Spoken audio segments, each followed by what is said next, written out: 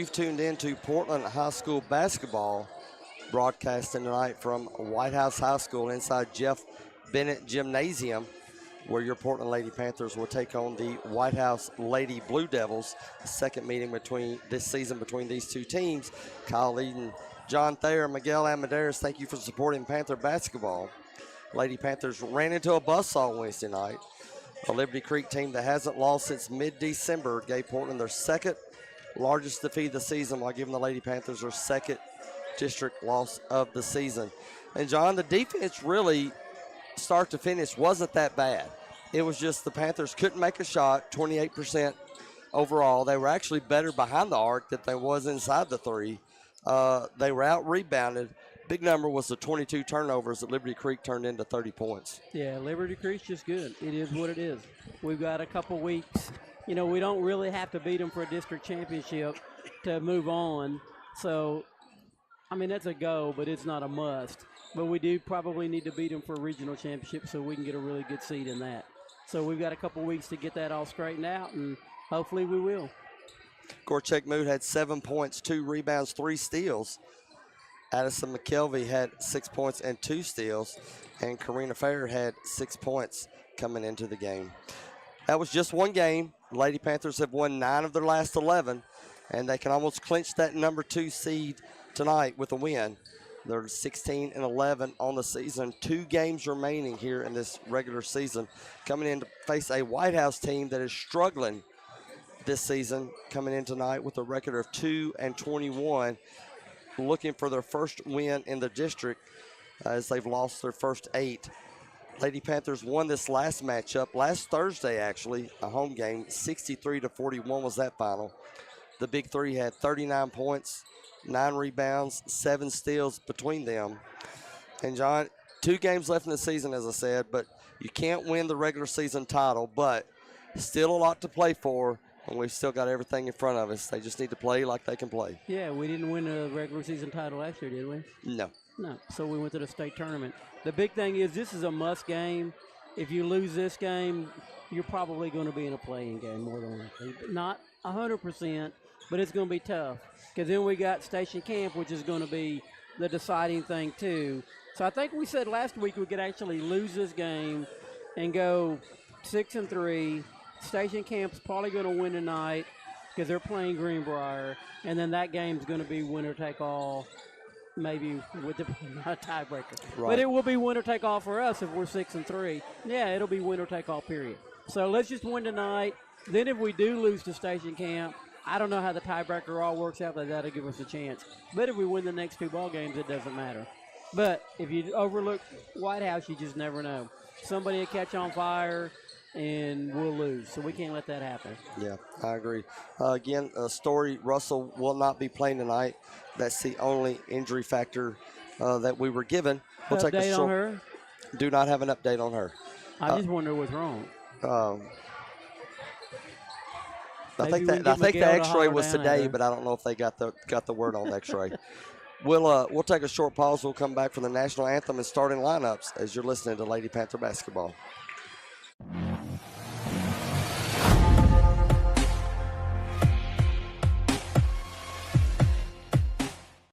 Tennessee Commission for the United States Semi-Quincentennial was created to plan, encourage, develop, and coordinate the commemoration of the 250th anniversary of the founding of the United States, and recognize Tennessee's integral role in that event and the impact of its people on the nation's past, present, and future. The Commission promotes an inclusive statewide celebration and educational commemoration of America's 250th by interpreting and preserving Tennessee's unique stories, objects, landmarks, and places across our diverse state that define who we are as Tennesseans and Americans. In the city or in the woods, help keep America looking good. Give a hoot, don't pollute. Brought to you by the U.S. Department of Agriculture's Forest Service. Fans getting ready for the start of tonight's matchup. Big rivalry game, Portland versus White House. I like the crowd so far. Of course, usually when we travel to White House, there's usually no problem with the visiting side kind of filling up by the time it's over with. White House, I mean, it's a girls' game, and a lot of time, I mean, when you're doing 21, I guess the White House girls fans aren't going to travel. across the street to get here. But that happens to all girls basketball teams. Unless they're really good, the attendance is normally not that good. All right, we'll hand it over to the White House High School public address announcer for the national anthem. Now, please stand as we observe the playing of our national anthem.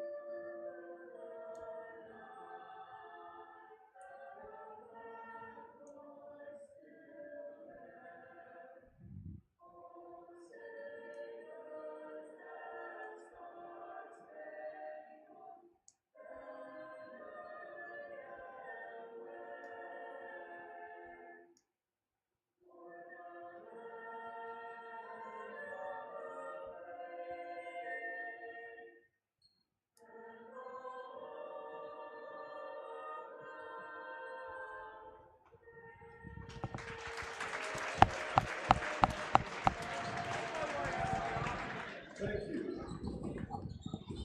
Tonight, we've got a great matchup between two bitter rivals as your Lady Devils play host to the Portland Lady Panthers. And now let's begin with our starting lineups, starting with the Lady Panthers. Number 2, Madison Mays. Number 12, Madison McKelvey. Number 23, Madeline Paul. Number 24, Warcheck Booth. Number 31, Diego Bradley. And now, Blue Devil fans, get on your feet for your starting lineup of the White House Lady Devils. Number 4, senior Ruby Wright. Number 5, senior Gracie Rogers. Number 12, senior Braylon Perkins. Number 15, senior Gracie Marion. And number 23, senior Hayden Gray. There you have it. We'll run over that. In case you couldn't hear the starting lineups for the White House Lady Blue Devils, again with a record of 2-21. Coach Bailey Folk-Smith on maternity leave. Interim coach Mike Hamilton will be taking the reins for the rest of the season, and they're led by 5 seniors. Number 4, Ruby Wright. Number 5, Gracie Rogers. Number 12, Braylon Perkins. Number 15, Gracie Marion. And number 23, Peyton Gray. 4-year Lady Panthers, 16-11 on the season, coached by Scott Steinbrecker. They'll start 2 seniors, a junior, a sophomore, and a freshman. And we'll start off with the freshman Madison Mays, number 2, and number 12, sophomore Addie McKelvey, number 24, junior Gorchek Moot, number 31, senior Kieva Bradley, and number 23, senior Nylock Paul. As girls come out on the center circle, it will be Marion tipping off against Moot.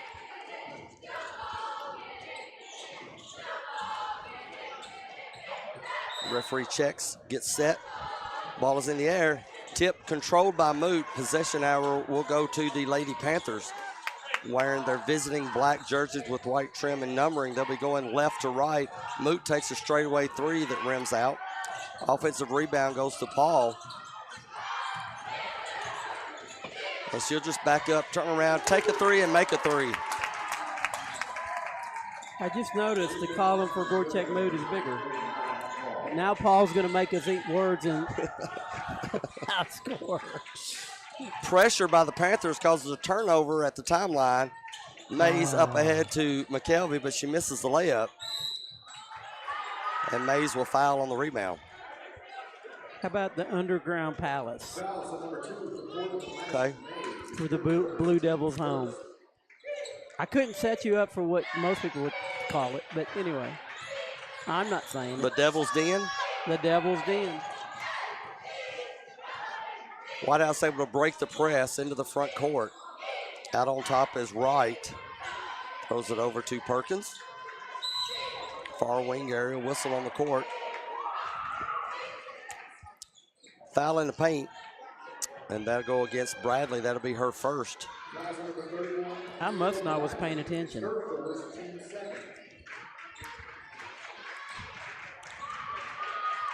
White House will inbounds from the baseline. Tipped out by Paul. He'll stay with the home team. White House wearing their home whites. Blue trim and blue numbering.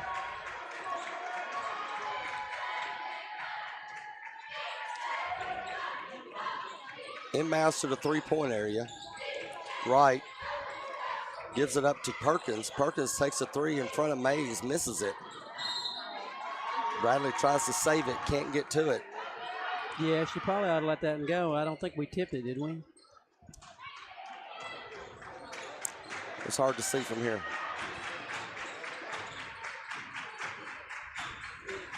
Miguel says yes.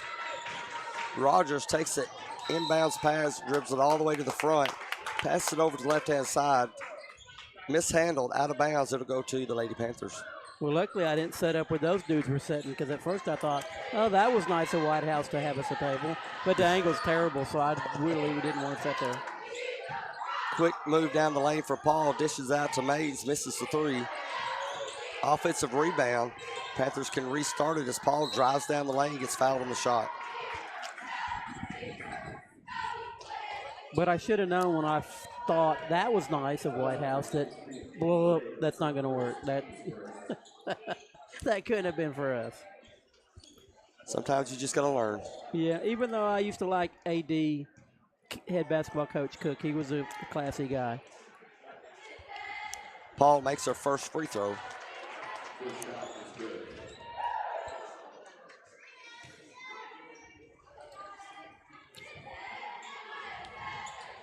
Misses the second one. Offensive rebound goes to Moot. Tipped out. And White House gets the loose ball. 4-0 is your score. Turnover. Moot with the basketball. Excuse me. That's Paul. Up ahead to Bradley. Turnaround shot is up. Good. She did a good job of getting physical that time. I think that bop in the nose the other day really affected her game, the whole game, to be honest with you. She did to get a knock in the face. Trap as soon as it got across midcourt. Coach Hamilton calls timeout for White House. We'll take a quick one. Panthers up by 6 early on. This is Portland basketball. From phones and laptops to toys and tools, many of our favorite things run on batteries. But when tossed in the trash or recycling bin, these batteries can spark intense fires that are nearly impossible to stop. Battery fires are happening more often. They've destroyed homes, burned down garbage trucks and recycling centers, and, tragically, taken lives. When a facility goes up in flames, trash and recycling services can be shut down for weeks or even months. The good news, battery fires are easy to prevent. 2 minutes gone here in the first quarter. Lady Panthers up 6-0 against White House.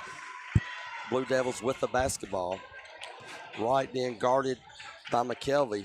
Throws it over to the left-hand side, back to Wright. Man defense for Coach Steinstein. Turnaround jumper at the free throw line, doesn't go in. Bradley with the rebound. And the Panthers look to extend the lead. Double dribble called on the Lady Panthers. I think she was too wide open. I'll buy that. You're always right. I just agree with you. Well, Wish other people would learn that. Full court pressure by the Lady Panthers. Wright able to dribble her way out of it into the front court. Double team, McKelvey and Mays passes out of it. Gray with the basketball, back to Wright. And a foul called on the Panthers. That'll be number 2 on Bradley here with 5:09 to go in the first.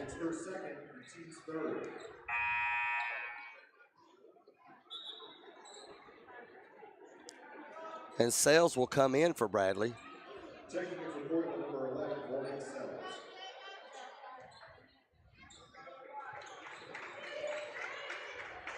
Inbounds, Whitehouse, right. Pass is jumped on. Sales gets the interception, gets pushed on the drive to the basket. And Morgan will go to the free throw line for 2. I think technically that should have been the next foul too, because I think the rule says if you're not trying to block the shot, then it's an X foul, and that was just a bump. That's all it was. I've never seen that before. What, both Whitehouse and Portland going to talk to the Portland coach? Yeah, that's kind of weird. Yeah. I don't know if she's just guarding her, so she didn't want her to go anywhere. That could but be we're it. shooting the ball. I don't know. That was weird. Maybe she played summer ball with them. I don't know. That was weird. Morgan goes 1 for 2 at the free throw. Good to see Morgan Sales in the game. She's been getting a lot of minutes here since we come back from the break. Turnaround jumper on the baseline for Gracie Marion goes in. That's the first basket at the 4:42 mark for Whitehouse. 7-2 is your score. Sales is going to take a 3 from the far side. Hits the front of the rim. Put back by Moot is good.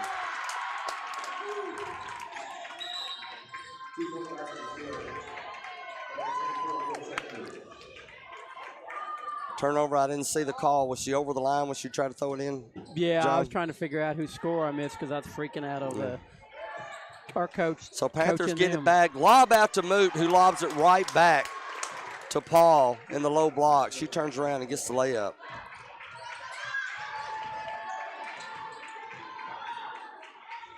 (11-2) is your score. Wright takes a long 3. Doesn't go in. Chased down by Mays. Falls trying to get out of there. Loses the basketball. I'm glad she's feeling better from the little bonk on the head the other night. She had a big old swell on it. I guess that's what you would call it. Mays will come out and take a seat as Bailey Sharklet comes in for her first action. And immediately they try to test the freshman. Good defense causes a missed shot. Portland with the basketball. Paul goes into the lane, backs out of the lane. Catches Sharklet wide open underneath. Sharklet with an easy bunny. That was a good job. She didn't push it. 2 years ago, she would have just tried to go for the layup and had a turnover. And Sharklet had the turnover, but gives it right back up to Whitehouse as Gray wouldn't give up. Shot is up short. McKelvey with the rebound. 3.5 to go here in the first. An 11-point lead for the Lady Panthers. Tries to go up ahead to Sharklet, tipped out by Whitehouse.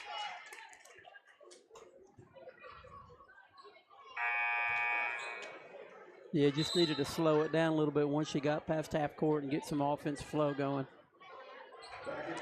Mays comes right back in. Addie will take a breather.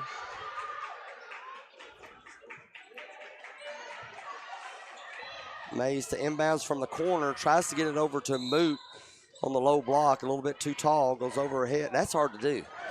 It's hard to throw it. It's hard to throw it over Moot. Yeah, you're right. She just needs to put a little touch on it where it's coming down to her, like shooting to her instead of throwing over her. Does that make sense? Like a 3D curling stone. Yes. Ball is knocked out of bounds off Whitehouse. And it'll go back to the Lady Panthers. Lily Harris in the game for Coach Hamilton.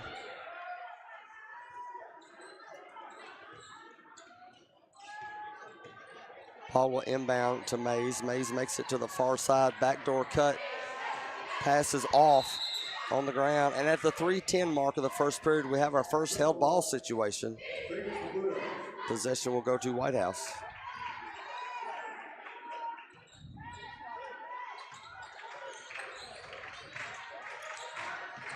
Panthers still in a full court man-to-man. Now Moot comes over to help trap on the ball handler, and Wright gets fouled. They're going to call a reach in on Mays.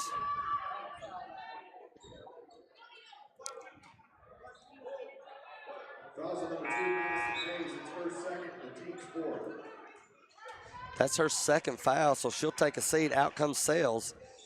Back in comes McKelvey and Ariel Lindsay into the game for Coach Stein. Yeah, I'm glad we're playing hard, but I don't really think White House is a quality of offensive team that we need to be getting a lot of fouls early. We just need to keep our shoulders square, not reach. Harris misses the shot. Foul on White House on the rebound. That is the third team foul for White House. Panthers up by 11, 13-2, under 3-minute mark here in the first quarter.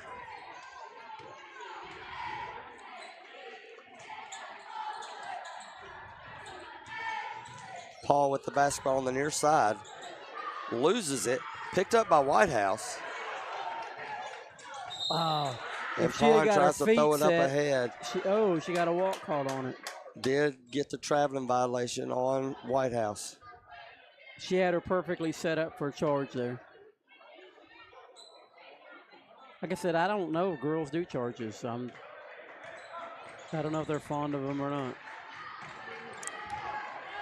McKelvey bounce pass to Paul.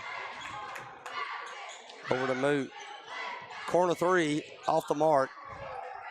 Rebound goes to the Blue Devils. Pond across the mid-stripe. Gives it up to Wright. Harris with the basketball. Dribble handoff back to Pond. Has to pick up her dribble because Lindsay was trying to jump the pass. Entry pass gets intercepted by McKelvey. Addie throws it over to Moot. Moot dribbles into the paint. Over to Lindsay. Lindsay goes baseline and gets bumped. Well, they're calling it tight tonight. They are. That's the second foul on Ruby Wright. Fourth team foul. Both teams will go to the line after the next foul. Lindsay's a little gnat, boy. She gets all up in your face on defense. Lob to the elbow to Moot. Lindsay at the top of the key misses a shot. Rebound is fought for. Tie up. Possession should stay with Portland. Moot got popped in the nose pretty good there, but she getting over it. McKelvey will inbounds from underneath Portland's basket. And eventually it'll get out to Paul as she'll back it up to the White House logo. Gets a running start to left-hand side, hands off to McKelvey, turns around, shoots a three, in and out. And now White House. Been a while since we've had any scoring from either team. The Panthers have kept this 11-point lead. Coming up on the 1-minute mark here in the first quarter. Gray gets one off over Lindsay, and it goes in. What a shot. Yeah, Just inside the line. Peyton Gray gets a bucket. 13-4 now is your score. Moot, tic-tac over to Lindsay. Couldn't handle the pass, but she chases it down. Okay, they were calling it tight. Another There scrum. we go. And they're going to call a foul on White House. That's interesting. We've seen it on our side, too. When they had her trapped in that corner, Coach Hamilton Whitehouse was telling his girls, he had his arms straight up. He said, just stand there. And they was trying to reach in and grab the basketball, and they got called for the foul. Yeah, last year we used to do that a lot. I think we've finally gotten a little older where we know not to. The key is you got her in the trap. You got her where you want to. You're trying to make her either not get the ball out of there or make a bad pass. You're not trying to reach in and grab it from her. Lady Panthers in the bonus. Lindsay misses the first free throw. Abigail Sanders into the game as Moot will sit out. Lindsay shoots. It's good. Ariel Lindsay with a point on the score sheet. 48 seconds to go. Turnover picked up by Lindsay. She gets it over to Moot. And the Lady Panthers will slow it down. 36 seconds to go. Paul, shot's no good. Out of bounds, last touch by Whitehouse. 30.6 remaining. John, I promise you, the voice will be good by tournament time. Sounds good to me right now. McKelvey throws it into Sanders over here on the near side. She misses the three. Whitehouse with the basketball in 23 seconds to go. Three straight away, misses. Offensive rebound, putback is good for Whitehouse. Gracie Marion with her second bucket of the night. 9 seconds to go. Panthers couldn't handle the pressure. Luckily, it went off the hands of Whitehouse. 5 seconds remaining. Panthers on the plus side will inbound. Lobs it to Paul in the low post. Takes one dribble, turns around, gets fouled with 3.1 on the clock.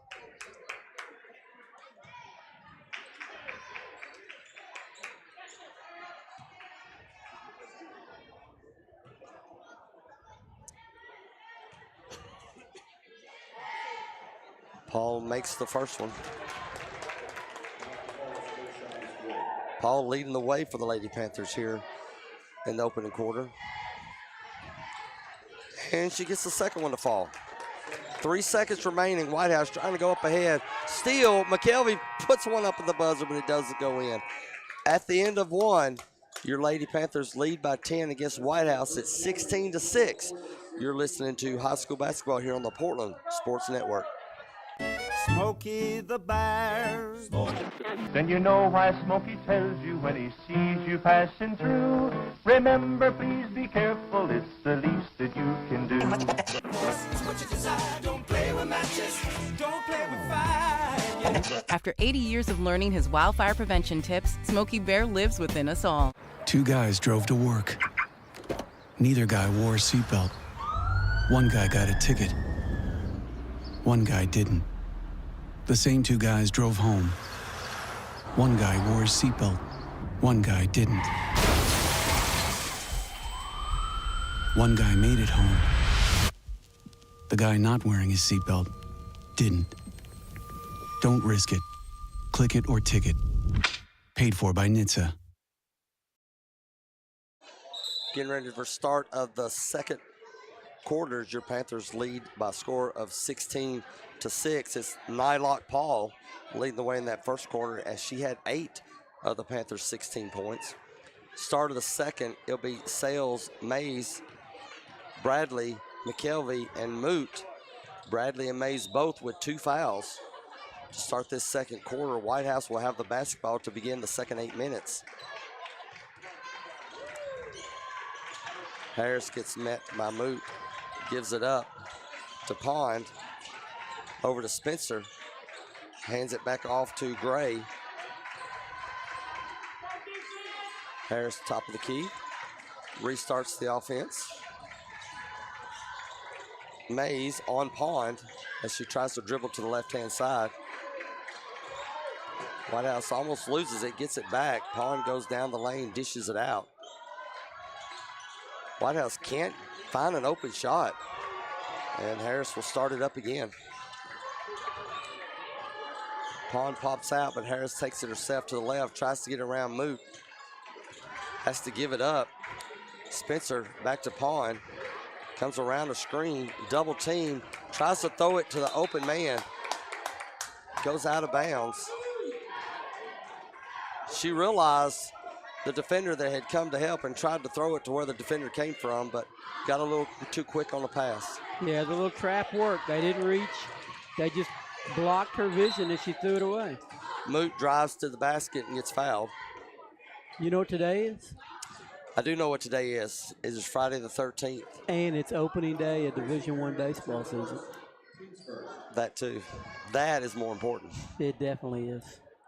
13th is just I was the trying day. to figure out where you was going with that, because so far, you know, no bad omens as Moot makes that first free throw. Lady Vols came away with a big one today. You mean yesterday or softball? Today, softball. 2 for 2, Gorchek Moot. They came up with the big one in basketball too. Yeah. Kelly Harper. Even though I Ruined, don't know. Ruined the homecoming for her, didn't they?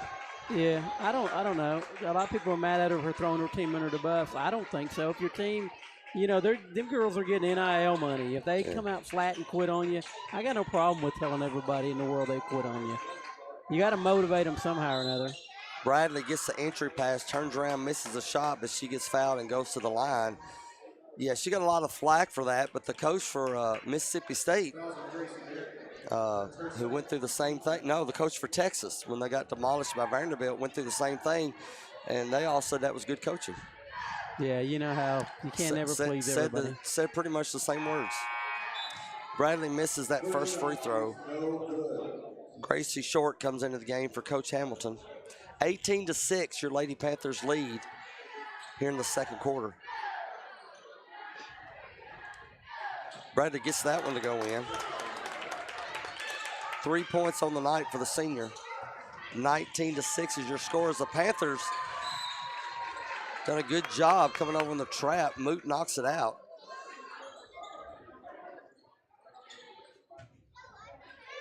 And Coach Stein's going to keep the pressure on. They get it into Pawn.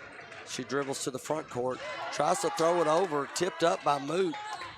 Moot into the front court, spins in the lane, throws it out to Mays. Jump three shot is short. Offensive rebound goes to McKelvey, but she loses it to Whitehouse. And Pawn will make her way into the offensive zone. Throws it over to Spencer. Bounce pass down low to Short, and she makes the shot. That's a good pass. It was a good pass. The junior, we were flat-footed. An 11-point lead for Portland, 19-8, under 6 minutes to go here in the first half. Sales sees an opening, drives the lane, gets it knocked out. Nylock Paul will come in for Morgan Sales.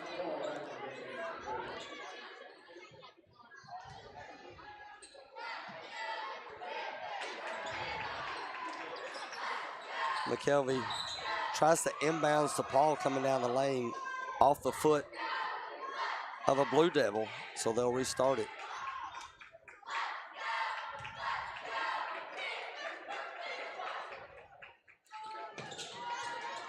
McKelvey into Moot, turnaround three, no good. Putback is missed. McKelvey gets it back over to Moot. She takes one from the elbow, off the mark. Ball on the floor. And they quickly called a whistle on that held ball.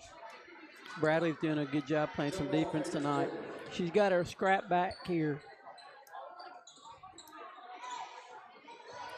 Possession arrow will keep it with the Panthers as they try to decide who's going to inbounds. Nylock says, I'll do it. Lobs it to Moot. Touch shot, no good.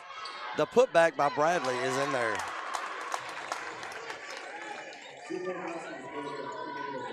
(21-8) is your score. 5:17 to go in the second. Lady Panthers trying to keep pace on that number 2 spot in the district as Harris gets bumped going into the lane.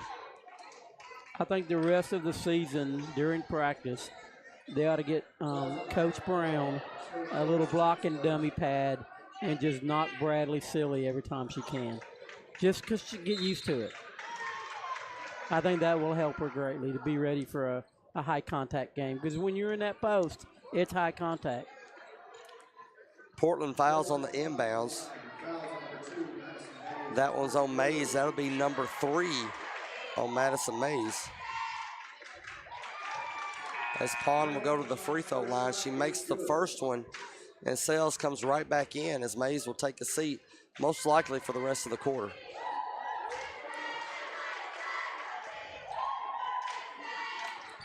Second free throw is short, but Whitehouse misses the putback. Rebound, Bradley throws it over to Paul. Paul stops at the elbow, dishes it out to Moot. Couple of dribbles to McKelvey, a long three, no good. And a tie up on the rebound. And again, Bradley playing aggressively with those 2 fouls. Yeah, we need her. I mean, she's our enforcer in the inside paint. Without her, our chances of really going far in the postseason is going to be slim to none. Possession arrow going towards White House's direction. Injury on the court. Timeout called. We'll take a timeout. Panthers up by 12. You're listening to high school basketball.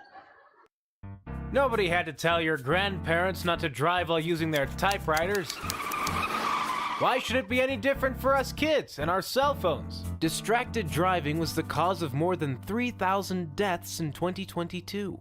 Come on, we're smarter than this. Let's put down the phones and focus on the roads. Drive safe, everybody. Don't drive distracted. A message brought to you by the National Highway Traffic Safety Administration, Project Yellow Light, and the Ad Council. 4:52 to go here in the second quarter. Portland up on White House 21-9. Story of the game, Madison Mays has 3 fouls. Kieva Bradley has 2. Nylock Paul with 8 points for the Lady Panthers.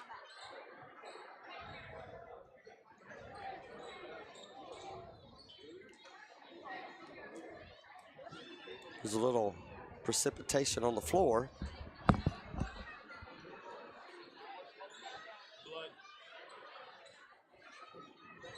Blood on the floor, we're told.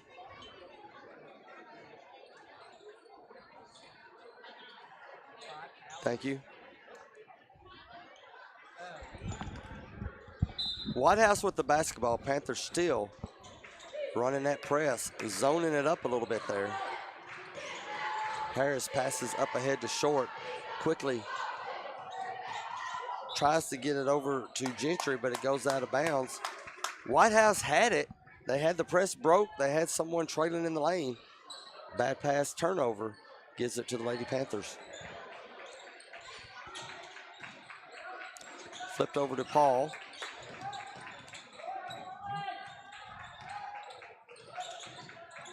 Hand off to McKelvey, back to Sales. Paul into the lane. McKelvey takes an uncontested 3, and it's in there. Addie McKelvey with her first basket of the night extends that lead 24-9 at the 4:13 remaining of the first half. Ball on the floor again. Whistle blown. Held ball. Possession Panthers. Now we need to run offense and give McKelvey the ball again in that same spot.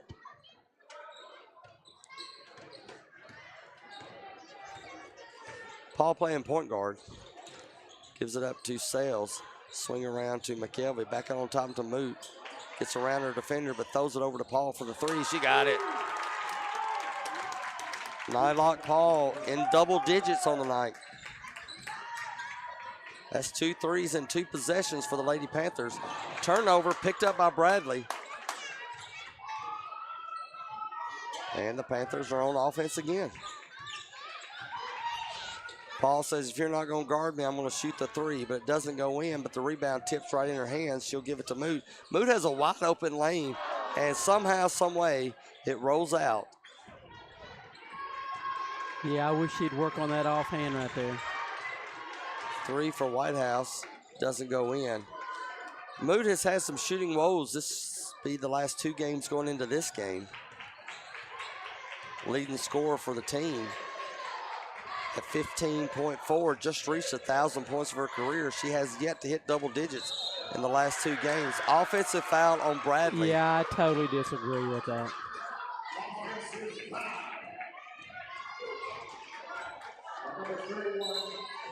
You know, an inside post player, they've got to have a little contact ability here. That's number 3. Kieva will come and sit next to Mays. In comes Sharklet. Sales comes out. Lindsay comes back in. Harris to the front court. Throws it over to Short. Takes a mid-range. Doesn't get it. Paul with the rebound. Tries to get it up to Lindsay. Threaded 2 defenders to do it. Comes right back out to Paul. Paul pump fakes in the lane. Jump step. Dish out to Moot. Fakes the 3 in the lane herself. Throws it up, no good. Well, how Saved wasn't by that Paul. a foul? Ball on the floor. Everybody's going for it. And we'll just call held ball in that situation. 2:26 to go here in the second quarter. Lady Panthers with an 18-point lead. White House with the basketball. Other action tonight. Station Camp is at Greenbrier. Liberty Creek is at Springfield. Short takes a three, doesn't get it.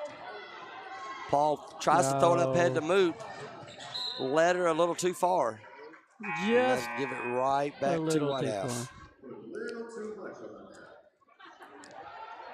They're copying you. Man. I thought it was way too far. What did he say? He said a little too much. Little too much. You know, I didn't know the PA guy was supposed to say that though. Huh, well. That's your job. Sanders into the game as Paul comes out. Drive down the lane for the junior Lily Harris, and she gets the bucket. 27-11, Portland leads. I guess if your team's getting whacked by 16, you got to amuse yourself somehow. Turnover, and Lindsay fouls in the change of possession. She draws the contact, fouls on number 14, Ariel Lindsay. And that will be the fourth team foul on the Panthers with 1:43 to go.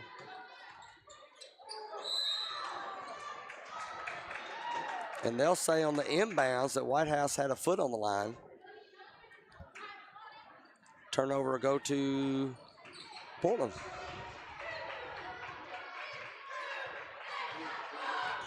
McKelvey across the timeline. Little bounce pass down to Sharklet. She takes her time, makes a shot off the glass. Bucket by Bailey Sharklet. That's 2 buckets on the night for her. As she gets older, she's got to speed that up a little bit, but she will. Foul on the Panthers, we think.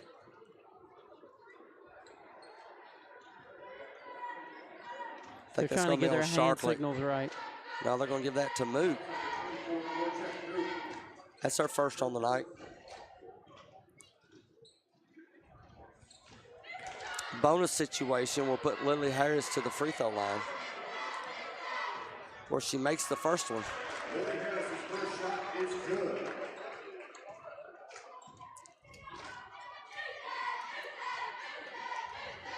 And Harris makes good on the second one.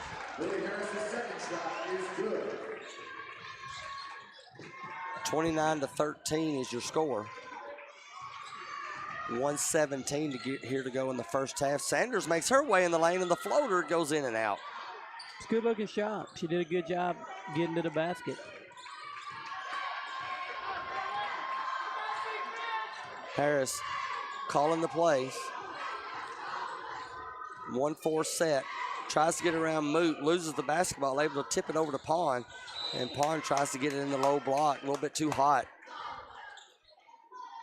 Out of bounds goes to the Panthers. Under a minute to go here in the first half.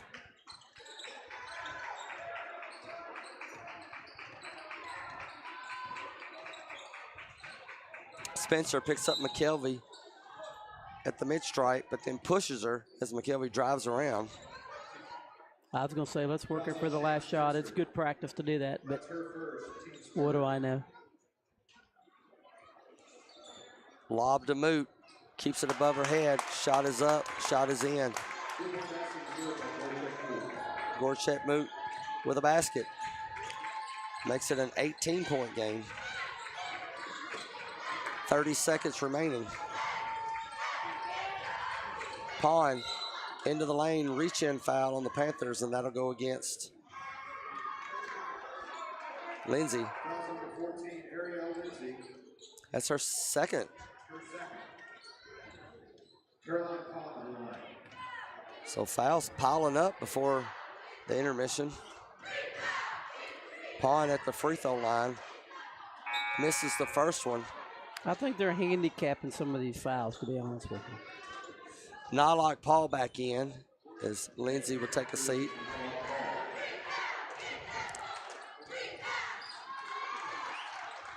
second free throw for Pond goes in. She has 2 points on the night. Panthers with 23 seconds left. Paul stutters into the front court. Backs it up. Sanders makes her way from the far side to the near side. Paul waits on her. Paul's going to take one from the volleyball line, and it goes in. 5 seconds to go. Nylock Paul makes a Caitlin Clark shot.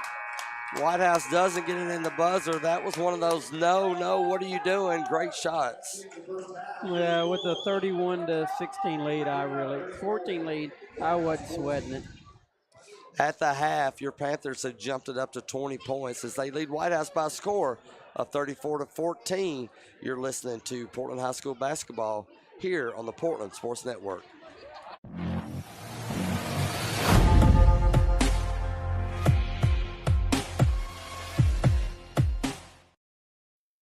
Nobody had to tell your grandparents not to drive while using their typewriters. Why should it be any different for us kids and our cell phones? Distracted driving was the cause of more than 3,000 deaths in 2022. Come on, we're smarter than this. Let's put down the phones and focus on the roads. Drive safe, everybody. Don't drive distracted. A message brought to you by the National Highway Traffic Safety Administration, Project Yellow Light, and the Ad Council.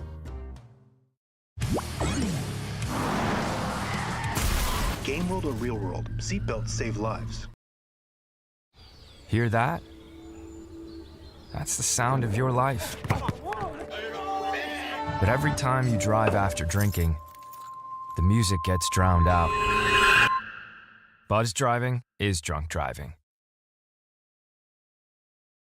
Join us Saturdays from 9 a.m. to 11 a.m. for Off the Rails, brought to you by Portland Sports Network's YouTube channel. Hosted by Coach Miguel Almendarez, Kyle Eden, and Coach John Thayer. We talk about local high school sports, as well as other local and college sports, and any other subject that might come up. Tune in and join in on the conversation. Off the Rails.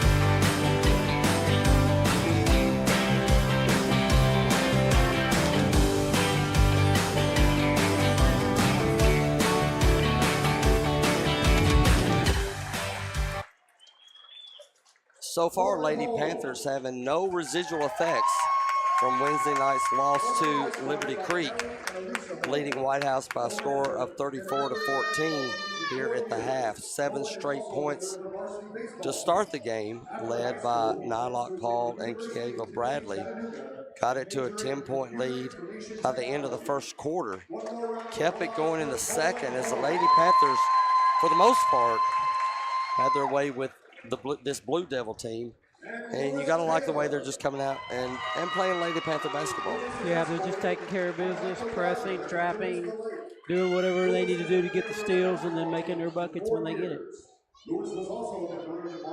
Senior night here for White House High School as they do their festivities at halftime of the girls' game. Yeah, but it looks like that's just going to be for boys basketball, I'm assuming. Yeah, they kind of do it weird, but that's okay. Everybody's got their own thing. But a shout out to Coleman Holmes. He plays summer baseball for me. He's one of the guys down there now. Unfortunately, he wears the wrong colors during his high school season, but he's a good kid when he leaves here. Coleman Holmes, Lewis Taylor, and Drew Richardson. Names we've been saying year after year.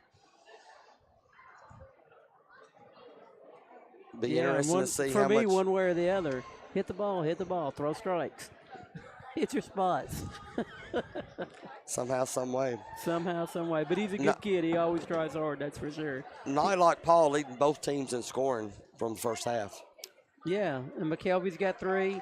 Paul, thanks to you's got 14. Moot's got 6. Bradley's got 7. Sharklet's got 2. Lindsay 1. Sells 1. Free throws I'll come back to because I was watching Coleman get his little basket. I wonder what's in there. I'm thinking about maybe he can hook me up with something to eat here between games. Rebounds, Mays with 1, McKelvey with 4, Paul with 6, Moot with 3, Bradley with 3 steals. We got Mays with 1, McKelvey with 2, Paul with 1, Moot with 1, Bradley with 1, Sells with 1, Lindsay with 1, Sharklet with 1. It's been a steal fest. Assists, McKelvey with 2, Paul with 3, Moot with 2. 8 total turnovers. We had 6 in the first quarter, 2 in the second quarter for 8 total. So the Panthers are doing a good job. They just got to keep it up, not get lazy and lethargic, and just pull away and end this game clean. District standings going into tonight's game. Everybody is evened up now as everybody's played 8 of their 10 district games. And looking at the standings, Liberty Creek is on top, undefeated at 8-0. As we said earlier, they've got the regular season title matched up. Even if they lost their last 2 and we won, they would have the tiebreaker because of the series sweep. Panthers are at second. They're 6-2. Station Camp, number 3, a game behind at 5-3. Yeah, we beat them, right? We beat them once. Yes.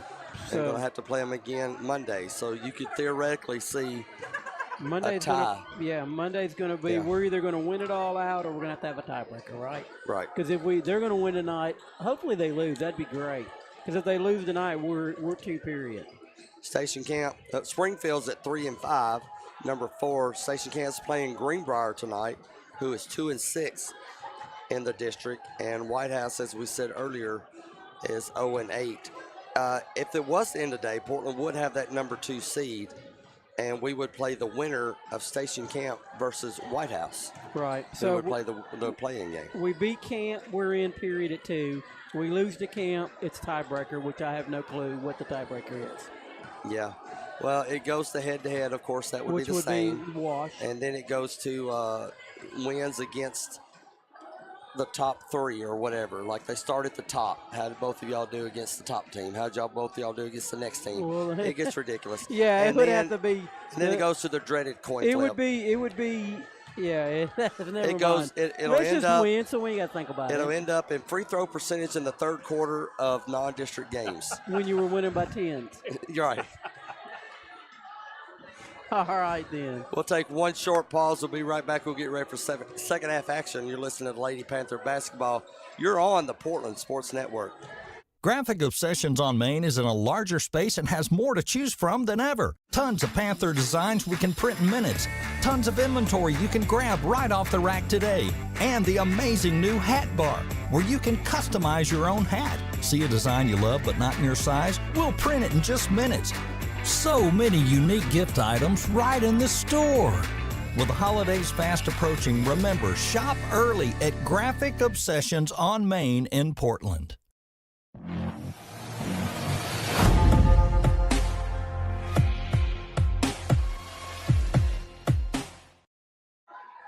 Getting ready to start the second half. Portland leading White House 34-14. Foul troubles, though, are an issue, as Mays has 3, Kieva Bradley has 3, Ariel Lindsay has 2. So we don't want to get into an issue where you're sitting everybody down before you want to. Yeah, you don't want to. You want to just dominate the second half. We'll go deep in the bench for sure because Coach Stein's been doing that a lot lately. And it's a good deal because it's good to get your younger kids some experience. Your starting 5 will be on the floor for Coach Stein: Moot, Paul, Bradley, Mays, and McKelvey. Panthers will have the basketball to start this third quarter, flipping it and going from right to left.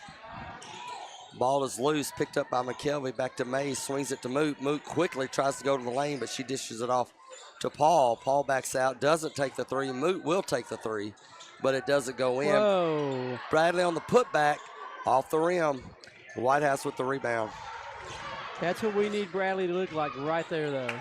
McKelvey comes up from behind, steals the basketball, and Moot will take it to the front court.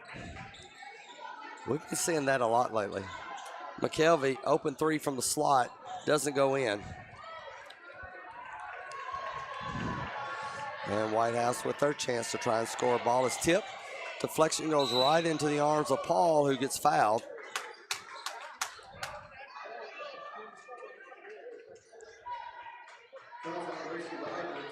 You never know on that. Sometimes they call a jump ball on that kind of stuff.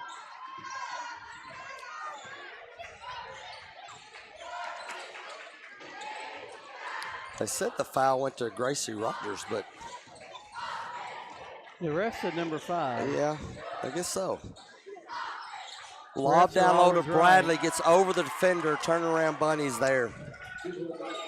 That's her 9th point. 36-14 is your score.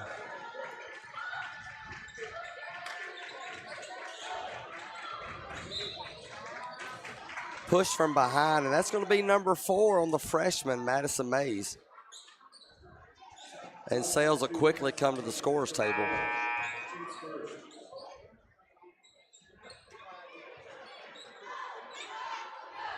Just a little too aggressive on the defense.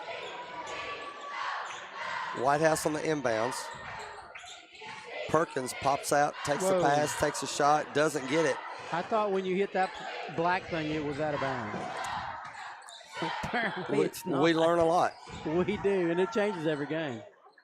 McKelvey to Paul, swings it over to Moot, who goes baseline, takes a running jumper, in the whistle, the and one coming up.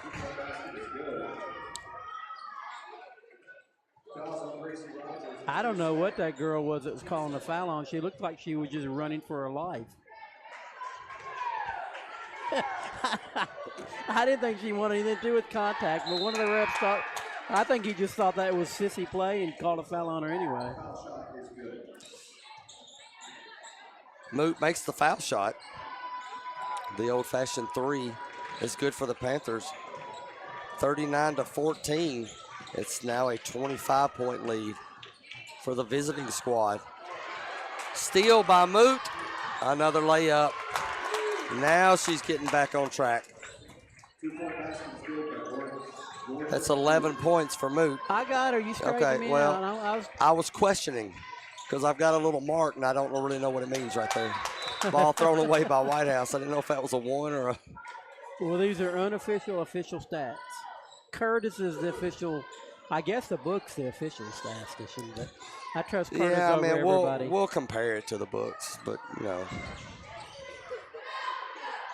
Paul takes the inbounds off the turnover from White House. White House picks up Paul at midcourt, dribbles over to her right, hands it off to Moot into the lane, tries to take a shot, decides to pass it out. Mays back into the game for Coach Stein. I just noticed that. Paul makes a three. Timeout called by Coach Stein. Did she ever come out? Did she just for a little while? Maybe Coach Stein She came out because Sales, right, Sales went to say, in. hey, here's your goal, not to foul out. Play good defense, but don't foul out. So a three added for Nylock Paul. That's 5 threes on the night for the Lady Panthers, who, like we said Wednesday night, they did better from behind the arc than they did inside, shooting 28% overall. 25%, I think, inside the three, and it was almost 31% outside the three. Lighten it up a little bit tonight, and you got to like, though, the Panthers came out pretty much just keep going what they did when they went into halftime. Yeah, I know. I don't know if I'm supposed to say this or not, but I talked to Coach Stein, and, I told him, I said, I don't know how you got the patience that you do the other night. I said, I was looking over there, and, he said after the game, he really didn't go on a tyrant or anything. And one of the coaches actually said, you need to maybe yell at him. And he goes, at this point of the season, if that's what I got to do, we're not going to get anywhere anyway. Wow, that's a good statement. He's a great coach. He's very patient with them. I mean, he expects a lot, but, sometimes you're the windshield, sometimes you're the bug. And if you're the bug, what are you going to do about it? Kelsey Gregory, Bailey Sharklet, Ariel Lindsay, Abby Sanders in the game with Morgan Sales. 5:11 to go here in the third. 44-14 is your score. Panthers will inbound from the near sideline. Sales gets bumped into the backcourt. No violation as it was a tipped ball. Sanders throws it over to Lindsay. She takes a corner three. In there. Ariel Lindsay with a bucket. Talking to assistant coach Misty Brown the other night, she said the JV team has been playing outstanding ever since they got back from the break. Yeah. I would like to see her learn to get that shot up closer to above her chest, above her shoulders, because she takes that down really low. And the thing about it, you're going to have to be wide open to get that thing off, because if anybody's close to you, they're going to block it. Gregory tips the pass out of bounds. Whitehouse inbounds, throws it away. As Whitehouse was trying to go back door on Gregory, it wasn't there. Ball was too high anyway. But back to Coach Stein, he's a great coach, and I think he's just got the perfect personality where he gets onto him, but he just knows when he needs to and when he doesn't need to. Well, yeah, we had the turnovers as the Panthers get it to the front court, and they'll call traveling on Portland turnover.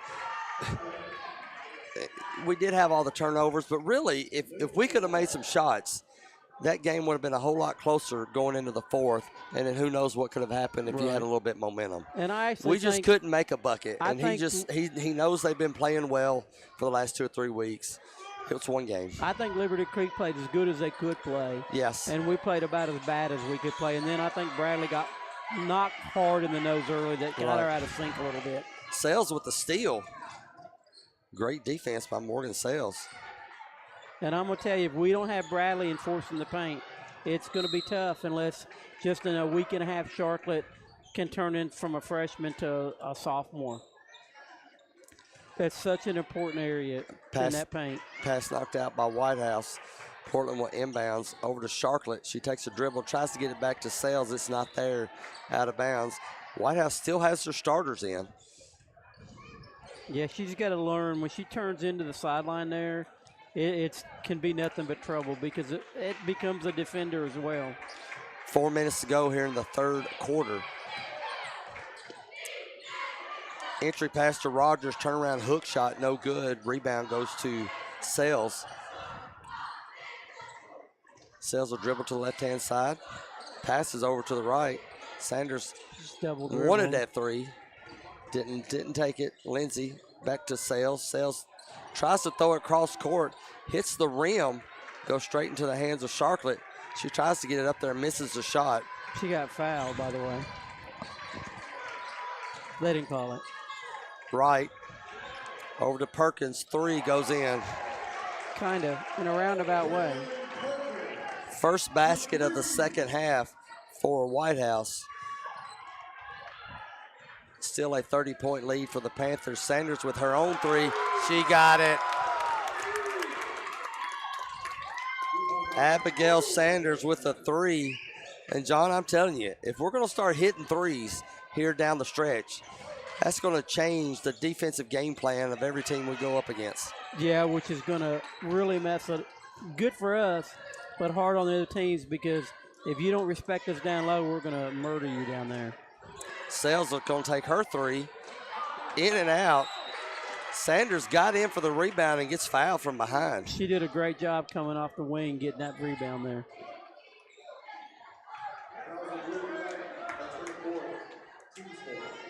Very, very impressive rebound. Sanders will go to the free throw line where she misses the first one. Pond will come in for Wright. You know, I don't know for sure, but I think playing with the three-headed monster that we got, I think that builds confidence in the younger girls, because I think they see it and see what they can do and see the passes they make and the shots they make and go, you know what, I can do this too. And it just makes them play better. You know what I mean? It's like a role model kind of thing. Mm-hmm. And I think that may be what's going on here. We'll see in the next couple years, but it just looks like that it's contagious. When you got good athletes early on, it kind of, that confidence and the way they play breeds down into the ranks of the teams. Sanders made the free throw. Whitehouse came down into the lane, drove to the basket. Sharklet fouled the shooter. Pond's at the free throw line where she misses the first one. 2.5 to go here in the third. A 51-17 lead for your Portland Lady Panthers.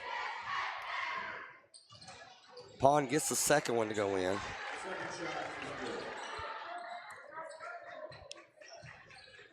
Whitehouse full court man-to-man, reach in on Pond against Sales. That'll be the 5th team foul on Whitehouse, so that'll send Morgan to the free throw line. But that's one of the reasons I always get my ex-middle school kids that are in high school playing baseball to come to my middle school practices from time to time, so they can kind of talk to the kids about what's expected on my field. They look up to the kids, the older guys. I remember last year one of my players knew that I knew Bill McLaughlin. Oh, that was a big deal? That was a big deal. Wow. It was almost like when we were growing up and it was Mickey Mantle kind of card trading thing.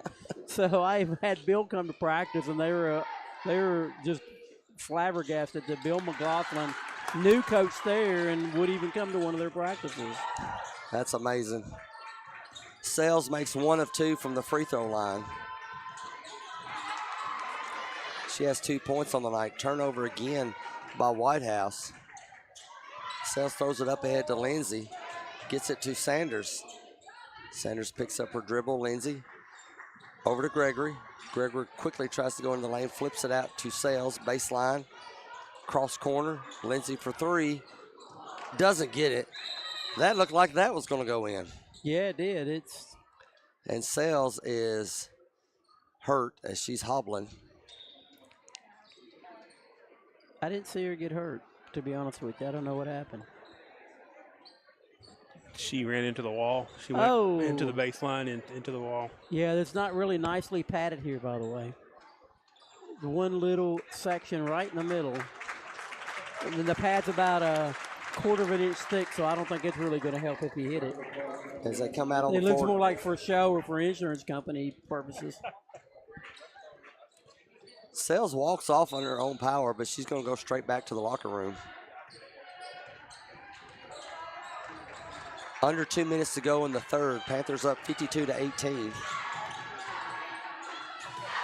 And another turnover, but Whitehouse knocked it back out. It'll stay with the Panthers. Lindsay says, I've got it. Let me get it up the court. Bounce pass to Sanders. Lindsay, top of the key. Gives it up to Karina Fair, who's in the game.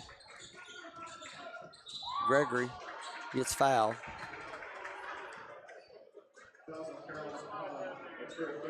Yeah, I wasn't an overly overbearing parent, but I know one thing, the middle school, when we started playing there, the pad they had on that wall, I got the parents to kind of put our foot down on that thing. We got us a new pad quickly.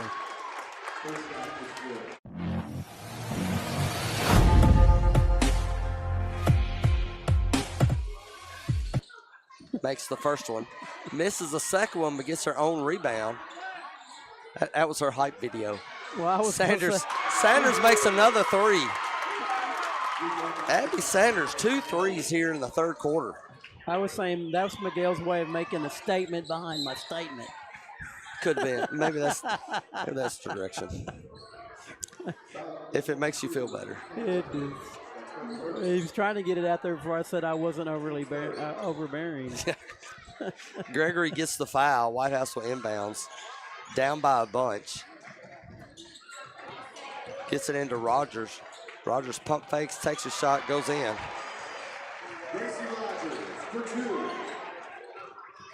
36-point lead for Portland. Under a minute to go here in the third quarter. Fair tries to go back door. Pass doesn't get there. Out of bounds. Turnover goes to White House. Yeah, we got to be a little bit more careful on that pass. It was a little too nonchalant.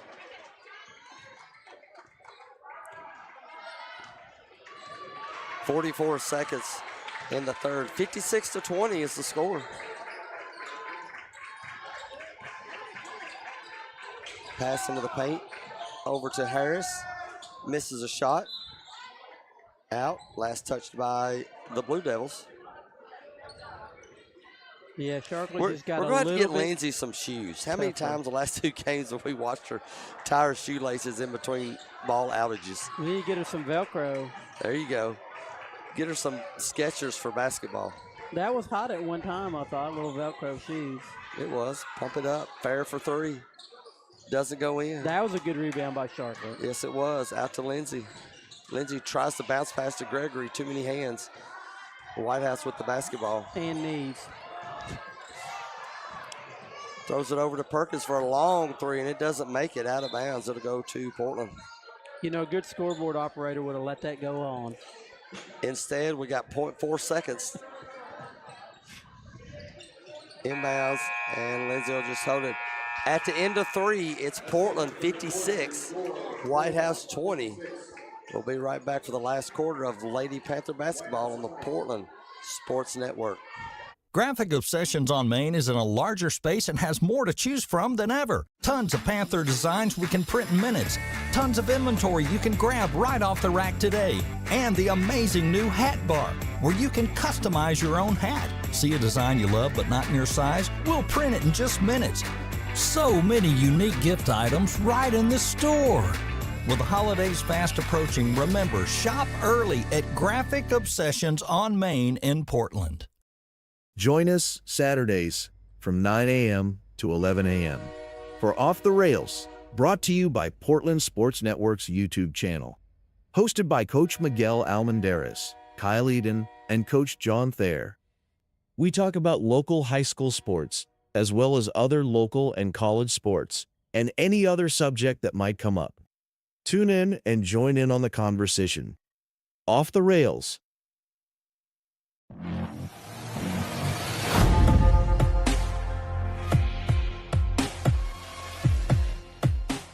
Panthers on defense to start this final quarter. And it will be Adeline Bender, Karina Fair, Abby Sanders, Kelsey Gregory, and Ariel Lindsay.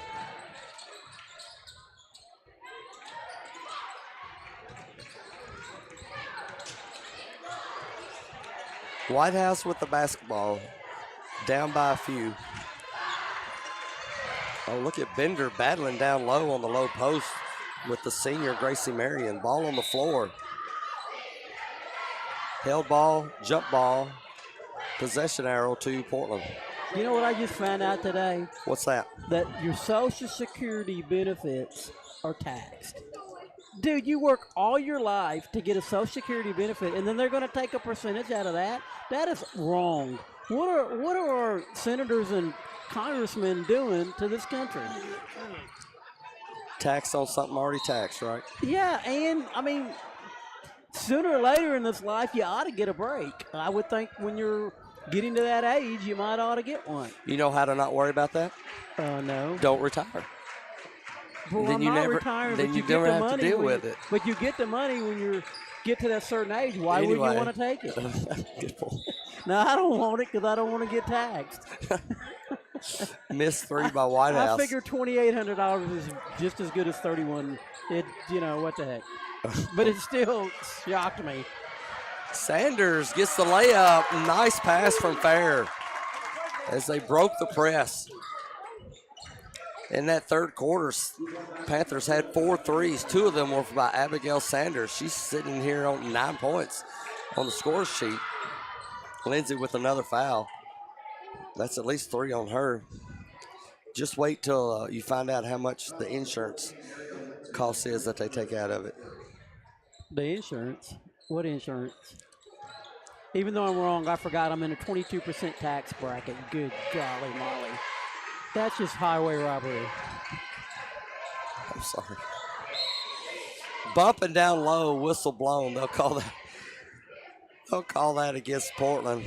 I'm not so sure. They'll say Bender was a little too aggressive. No, they'll call offensive foul. That sounds more like it. Next time Representative Lambert comes into one of these games, we need to pull him up here and talk about I'll bring him up here, tax all right. bracket stuff here. I will give him a microphone and I'll say, John Thayer's got something to say to you. And he'll remind you that he's a state representative. But they not a vote federal. on stuff. Yeah, they do. That's a good point. What am I thinking? Harrison to the lane, misses the shot, but she got fouled, so she'll go to the free throw line. I figure Coach Miguel doesn't let us have any off-the-rail segments on Saturday anymore because we got guests 9 to 11, so we pick a blowout of a basketball game to have a little off-the-rail time. This is your venting time. Running clock, sort of, kind of, as they let it run for about 8 seconds. And then they decided to stop it while she was on the free throw line. That was kind of good. 5:01 to go here in the final quarter. A 38-point lead for your Lady Panthers, 58-20. As you're listening to an extended segment of Off the Rails here on the Portland Sports Network. Battle for the rebound. Bender goes down, and she's not getting up. She just got head smushed. I think she'll be okay. But Trainer comes she's up. holding her ribs. I think, I think that player, White House player, came down, knee went right into her ribs. Did you say ribs? Ribs. Okay, Ribs so is in maybe lost her breath. barbecue ribs kind of thing. Coach Stein going out to check on her. We'll take a short break here. 4:54 to go. Lady Panthers lead 58-20.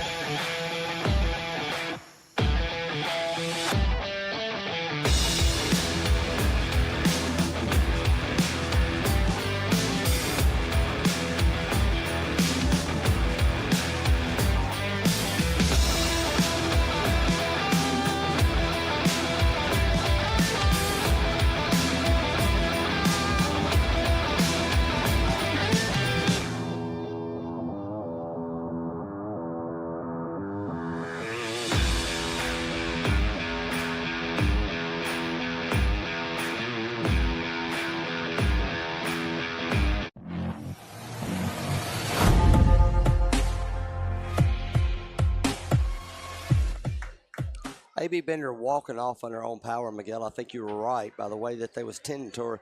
Looked like she got the breath knocked out of her. And that is a weird feeling. It is. That is a crazy feeling. Well, I'm thinking about I think it's Shout out happened to all of us. To Stacy Lane, because for the last 4 or 5 summers, I've had her as a mom on the team, but she's also was our physician kind of. So 3 in the bucket for White House. So whenever I had a player hurt, Stacy took care of it. Thank you, Stacy. Panthers having trouble getting it across the line. They finally do. Sanders decides not to take that 3. Gregory's going to take it, though. In front of the rim, no good. Sharklet with the rebound. Pass outlet is stolen. Goes out of bounds. They'll say Latin. Now they're going to call a foul on him. I can tell you, Caden deserved to be on the field every moment of the time, but if he wouldn't have been any good, I'd have kept him anyway because all the help Stacy gave. I mean, it's comforting to know that a professional is looking at your kids when they get hurt. That foul went on Ariel Lindsay. That's her 4th. on the inbounds. White House gets a bucket. Under 4 minutes to go, up ahead to Sanders. She goes baseline. Tipped out of bounds by White House. So, John, we'll go ahead and put us down at 7-2. I already did. Oh, you did? Yeah, 7-2. If Station Camp defeats Greenbrier tonight, which they will, that'll make them 6-3. So, yeah, that Monday game, we either win huge. and we take it all, right? Or we have to figure the tiebreaker out. Nah, It'd be nice to know going in what the tiebreaker would be. Well, because we could already have clinched and we don't even know. Well, Miguel looked it up and he got to paragraph 7B and said, "I'm done." Well, the same guys who write tiebreakers is the one who tax you tiebreakers. Tiebreakers is the same people who tax you on Social Security benefits. I have nothing on that one. Three minutes to go. 58-25. If you'd like to respond, John Thayer at PortlandSportsNetwork.com. I got a feeling nobody would argue with that point. White House has the basketball. I'm not sure if I could explain everything we've missed. We're calling our side. White House still has their seniors in the game. Portland's doing a good job of keeping the score where it's at. Still up by 33. Fair almost with a steal. Is that Tecmo ball?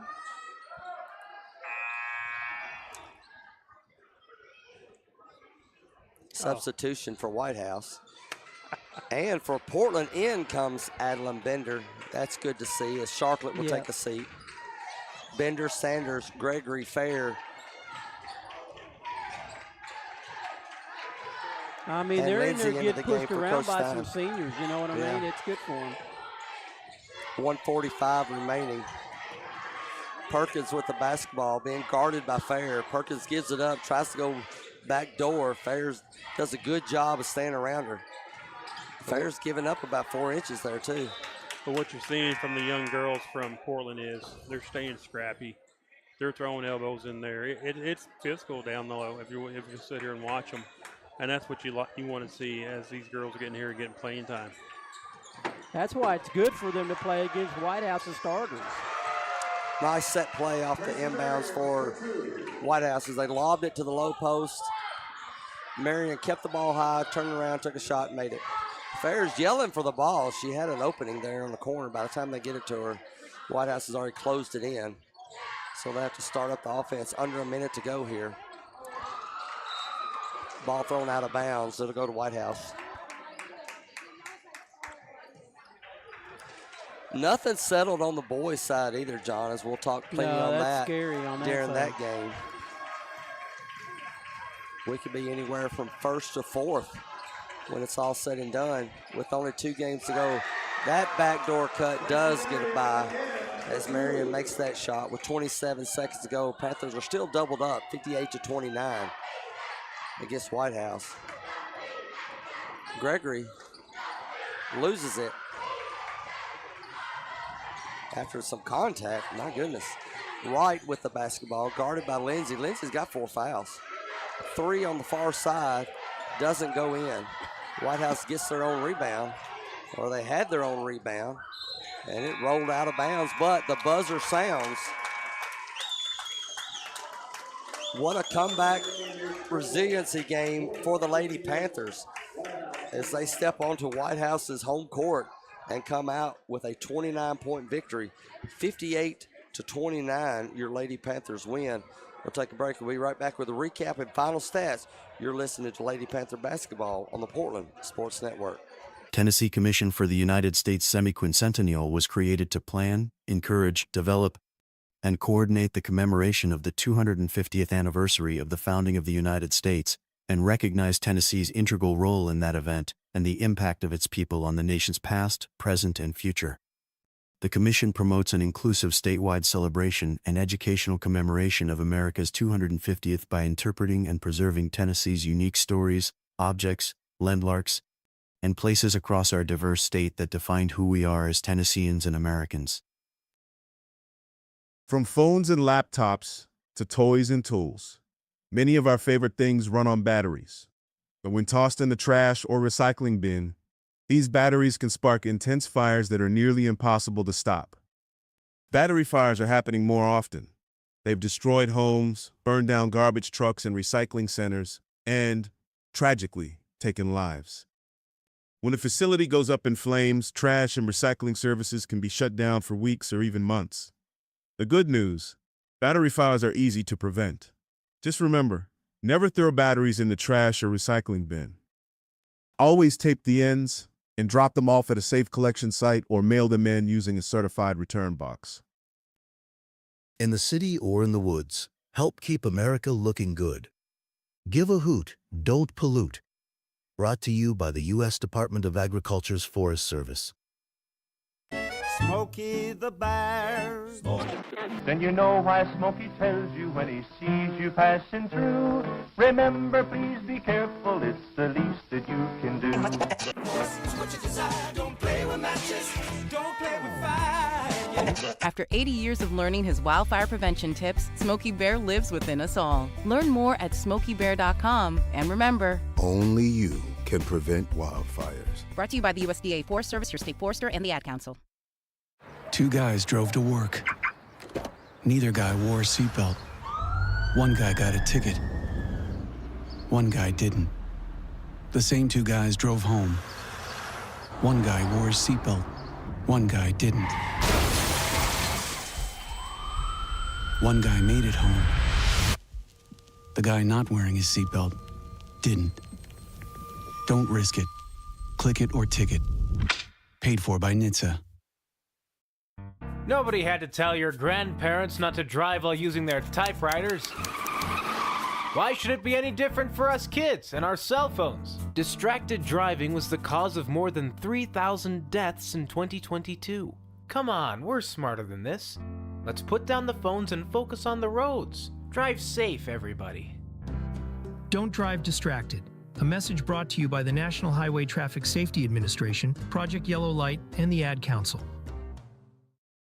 Graphic Obsessions on Main is in a larger space and has more to choose from than ever. Tons of Panther designs we can print in minutes.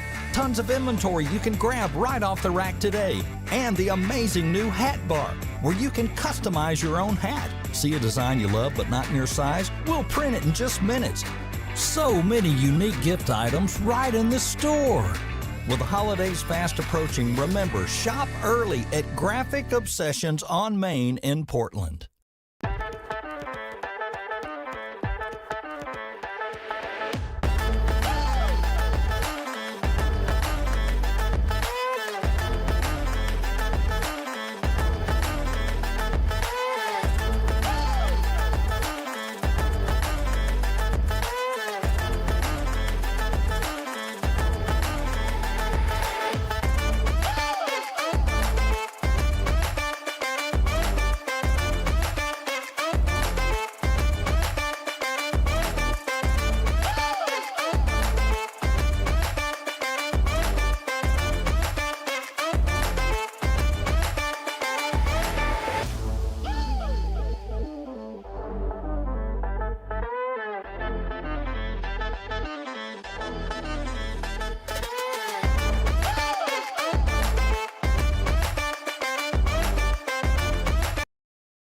Lady Panthers take care of business tonight by defeating White House. Final score 58-29. The game was never really in doubt. Lady Panthers did get into some foul trouble in the first half, but the substitutes were able to come in and milk the clock and really didn't show any difference. Wasn't any drop off when they came in. And John, the starters got a lot of rest tonight. But you got to be impressed with the play of the backups, as White House kept their starters in for pretty much the whole game.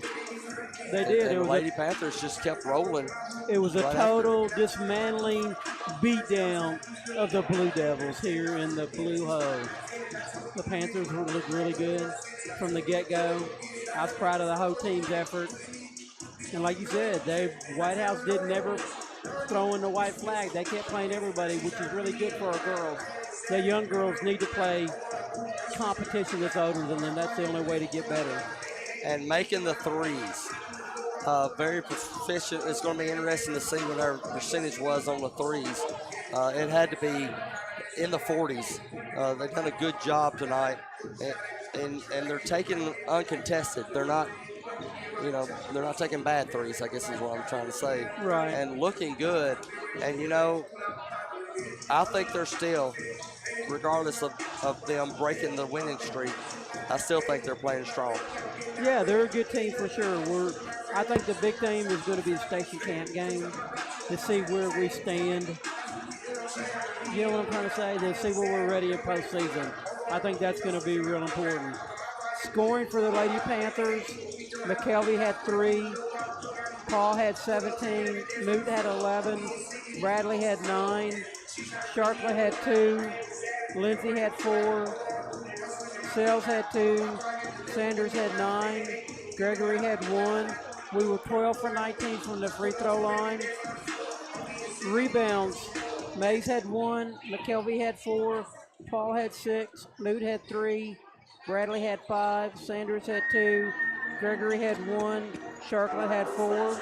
Steals, Mays 1, McKelvey 2, Paul 2, Moot 3, Bradley 1, Sells 3, Lindsay 1, Gregory 1, Sharklet 2. Assists, Mays, McKelvey, Moot with 2, Paul with 3, Lindsay, Sanders, Thompson with 1. We had 14 total turnovers, which really isn't that bad considering how deep we went on the bench. So the Lady Panthers, really good job tonight. They should be proud of themselves. They came off, the Liberty Creek game was horrible. They were just flat. Liberty Creek was on fire. They pushed it behind them. They got by. So now we just got to get locked into this Monday night's game and go down to Station Camp and put it on them and see what happens. Right, unable to find any updates on the Station Camp Greenbrier game or the Liberty Creek Springfield game. If something comes up during our doubleheader second half, we'll surely bring it to you. But regardless, we do know the Lady Panthers did win, coming away with a victory. Portland 58, White House 29. That ups our record overall to 17-11, 7-2 in the district right now, sole possession of second place. And we'll have sole possession of second place no matter what goes on in tonight's game. Monday night, though, the regular season finale at Station Camp High School. Tip-off will be 6 o'clock p.m., and we will broadcast that game right here on YouTube via the Portland Sports Network. Next, short break as we get set for the boys' game. This is Panther basketball.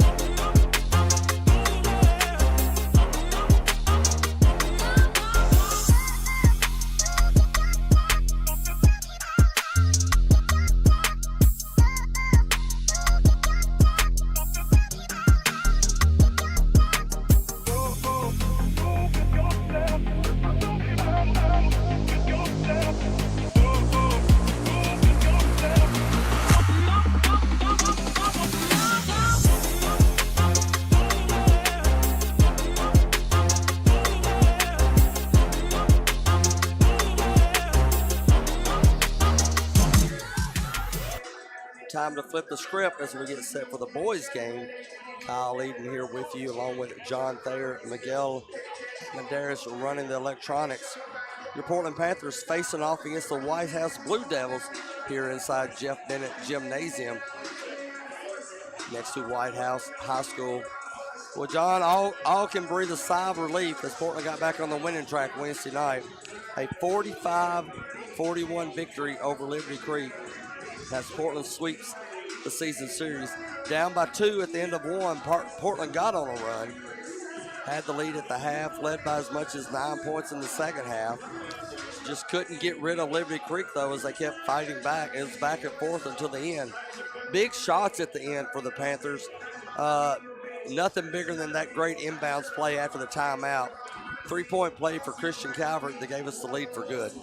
Well, Coach Ferguson told me that they've never worked that play before. That they drew it up in the huddle and they executed They've never even practiced it. Never practiced it.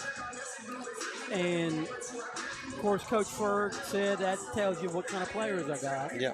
You know, and that's true, but it also tells you the way he's coached them that they pay attention to what's going on.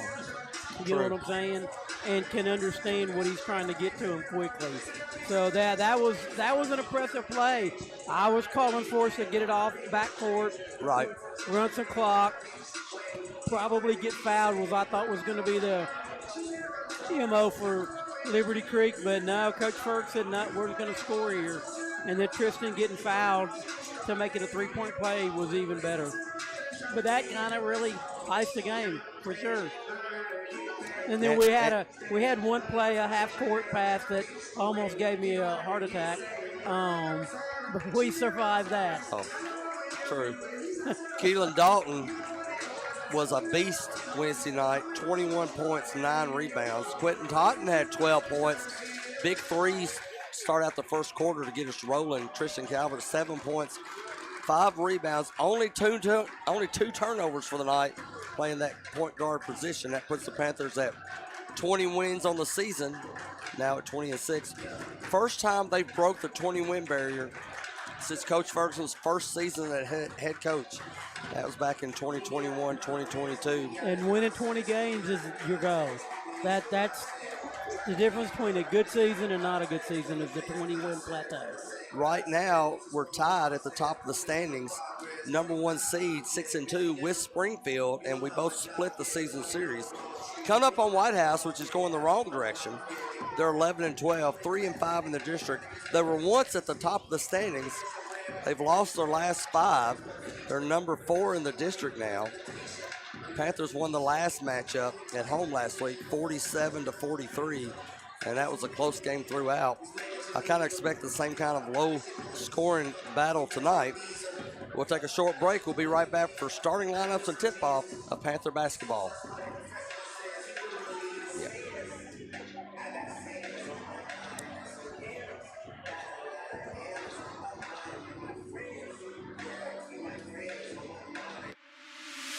I'm Nate Honeycutt. I'm Quinte Tite. I'm Keelan Dalton. I'm Evan Brown. I'm Tristan Calvert. This is Coach John Ferguson. It's time for Panther basketball. Lining up for the starting lineup. And John, we talked about it being a low-scoring game. It's usually kind of a physical game with White House. You kind of wonder how the referees are going to call it. We know how they called the first quarter of the last game. They were very tight. And then they just kind of seemed like they was kind of bored. I don't know if the score had anything to do with it. They were bored. But you got to wonder how they're going to do it tonight. Yeah, it'll be interesting. It's always going to be interesting how much they let you play and who's got whistles and what part of the floor they're on when they have them is always real interesting. It's going to be a good game. I mean, there's actually, the top 5 teams in our district at any given night can beat another team. You know what I'm saying? It's really that tight. The 3-5 White House can beat a 6-2 Portland any given moment. So all these games are critically important. Tonight's game is absolutely huge, and I'm hoping Liberty Creek might knock off Springfield tonight to give us an edge going into the last away game next Monday. Right, that would help out. As they're having some issues with the yeah, that's what you get for being a smart aleck on our girls about a pass. karma gets you most of the time. If do they need us to do it? You're good at it. You did it one time at the home game. You nailed it. You had me excited. I was standing up, throwing my shirt. I took my shirt off and was swinging it around. You were doing such a great job of. I missed that. White House had got their student section full over there for tonight's game.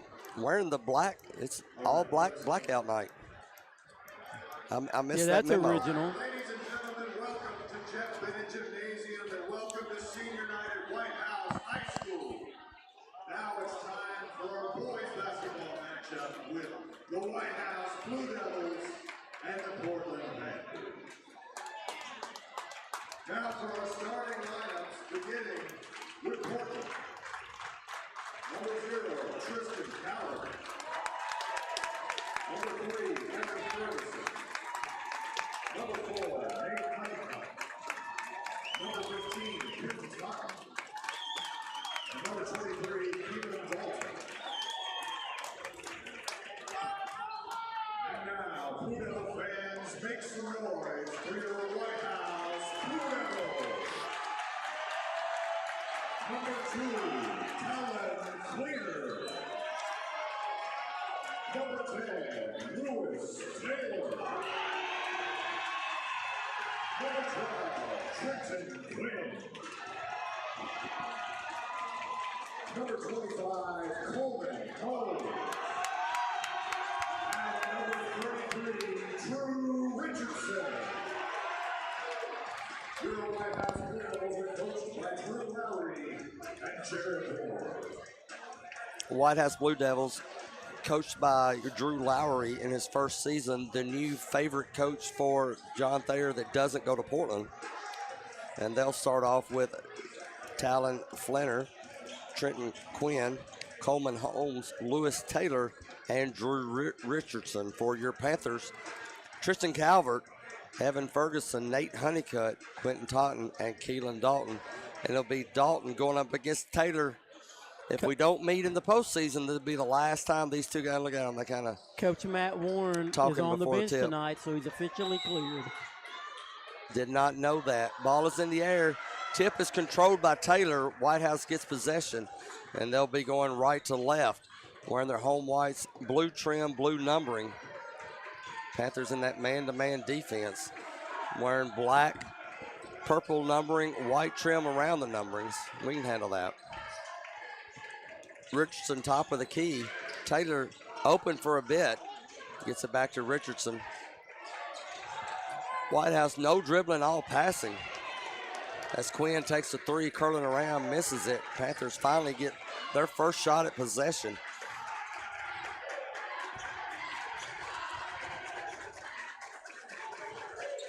See what they can do against this zone defense of the Blue Devils. Totten goes baseline, gets met by Holmes, stops short, shoots a jumper from 10 feet out, and it goes in.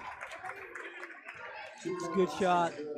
Good job passing up a long three and getting a good, not really, no shot's easy, but you know what I mean, closer shot. You know, the big guy Taylor didn't start in that game last time. He was nursing an injury, had limited minutes. The three by Richardson goes in from top of the key.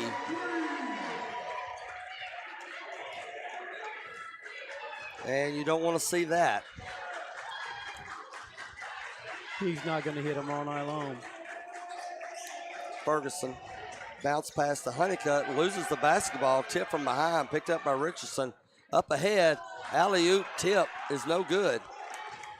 And Portland with a break there. Ferguson to the elbow, over to Honeycutt, pump fakes, throws it out to Totten. He'll take the straightaway three. It's not going to go in. And the ball will go over to White House. It's a good job by the Panthers. Totten was in trouble on the rebound, falling out of bounds. He threw an outlet, Ferguson, and he was looking for it, ready to go.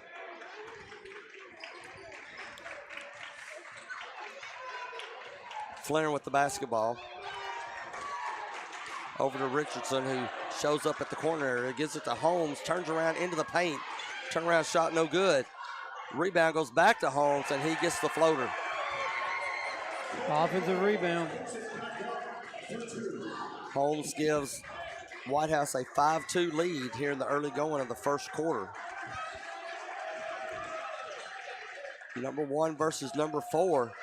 Calvert took too many steps. Yeah, where they fed him, it just really didn't make a lot of sense. They put him in a bad spot down there to go. That's not where you want to get the point guard to the ball. So White House, already with a 3-point lead, now has the basketball. Taylor gives it up to Richardson. Back over to Flinner. Loose ball picked up by Taylor at half court. And White House will start it over again. This time they'll go over the right-hand side as Quinn looks for a cutting Richardson turnaround jumper off the mark. Honeycutt with the rebound. Calvert will slowly get it up to the front court. Mentioned Wednesday night, Calvert only had 2 turnovers playing that point guard position. Had a solid game for Coach Ferguson. Really. Honeycutt, 3. Had it open, didn't take it, turned around, decided to take it. It's now tied at 5 at the 4:39 mark. Taylor, they switch. Honeycutt comes up on him. Far side to Flinner, who goes baseline, tries to lean into it.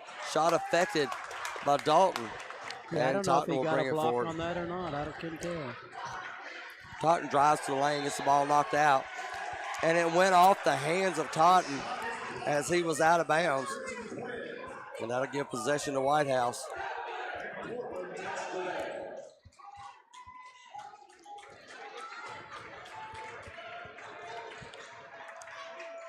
Quinn went back cut. Totten done a good job of controlling that.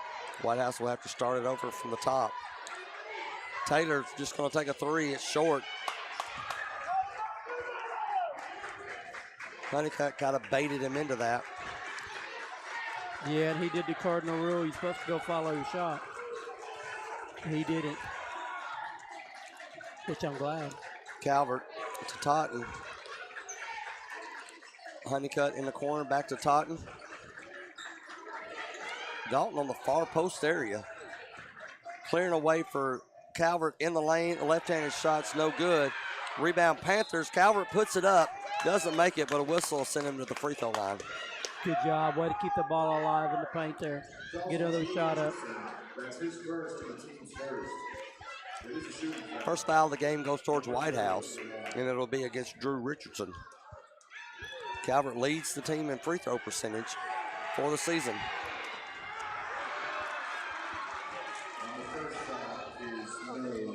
Shooting at a 73% clip, and as I say that, he misses the first.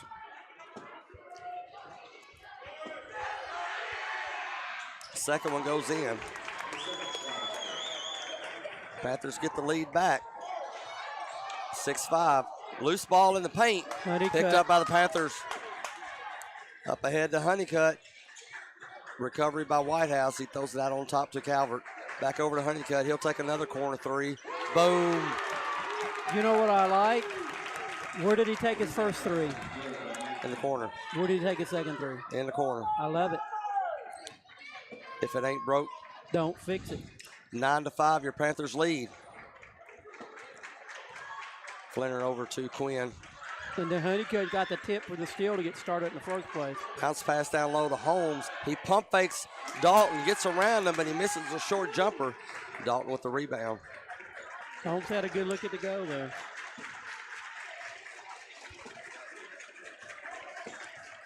Coach Ferg wanting to slow it down a little bit. 2:36 to go here in the first with a 4-point lead. And he's bringing everybody out. I just hope Christian remembers he had a dribble going. And Whitehouse is not going to. Now they're going to attack their ball handler. Over to Totten. The 5-second call got started. Over to Dalton in the baseline, and the ball goes out off his knee. And I'll go over to Whitehouse.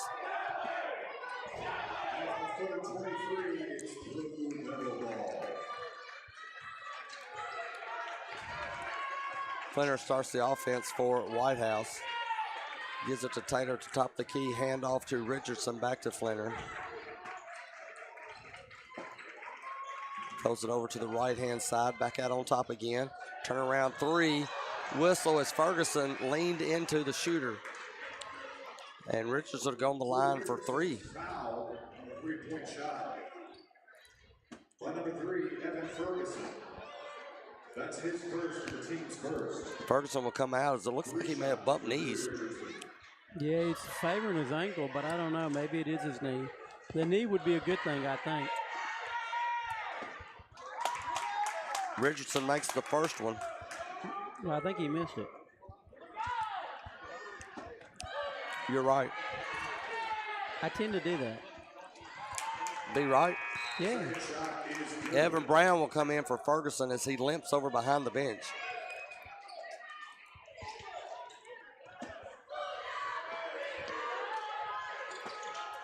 Richardson goes 2 for 3 from the free throw line. He leads White House. Scores 9-7 Panthers. Under 2 minutes to go here in the first quarter. And White House will jump Calvert as soon as he gets across the midline. They're not going to take this. Nice Four pass. corners. Pass into the lane for Evan Brown. Jumper is good.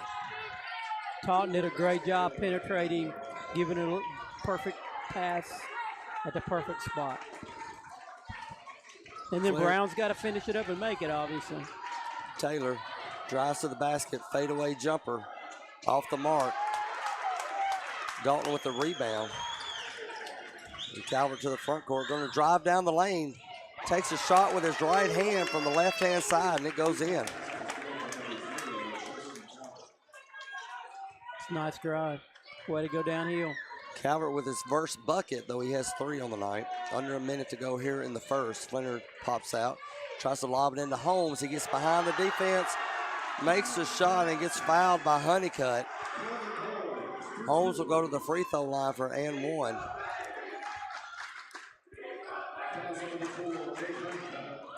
A shout out to my lovely wife for making me a great sandwich. It was lunch, but I didn't eat it till just now, but it was really good. Thank you, great wife. Holmes makes the free throw. That's his 5th point tonight.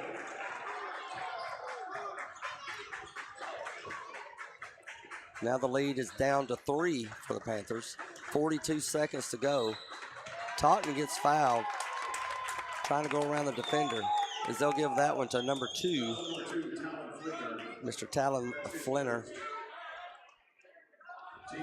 That's only the second foul. Both teams just sitting at 2 for the quarter. 37 seconds remaining. Into the lane, turnaround jumper for Honeycutt off the glass, no good. Picked up by Calvert. And Brown will start the offense. Honeycutt will take a 3 from this side, and it goes in. 3 threes on the night for Nate Honeycutt. 16-10 with 12 seconds to go. White House get one last shot. 7 to go. To Holmes, 4 seconds. Intercepted by Calvert. Does he have time to get one off? Yes, he does. No good, though.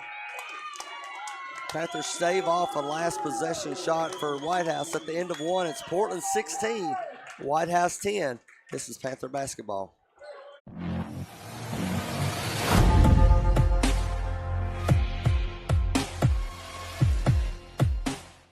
Tennessee Commission for the United States Semiquincentennial was created to plan, encourage, develop, and coordinate the commemoration of the 250th anniversary of the founding of the United States, and recognize Tennessee's integral role in that event and the impact of its people on the nation's past, present, and future. The Commission promotes an inclusive statewide celebration and educational commemoration of America's 250th by interpreting and preserving Tennessee's unique stories, objects, landmarks, and places across our diverse state that defined who we are as Tennesseans and Americans. In the city or in the woods, help keep America looking good. Give a hoot, don't pollute. Brought to you by the U.S. Department of Agriculture's Forest Service. Start of the second quarter, Panthers lead by 6. Nate Honeycutt with 9 points in that first quarter to lead all scorers. Coleman Holmes had 5 for White House. Tristan Calvert with 3, Taunton with 2, Brown with 2, coming in for the second quarter. Ferguson still out. It'll be Totten, Brown, Honeycutt, Calvert, and Dalton. As the Panthers again will play the keep away offense. White House decides to initiate contact, starts the 5-second clock, playing this zone defense, but now they're extending it. Honeycutt, they get on him quickly from that three-point area in the corner. Back to Brown.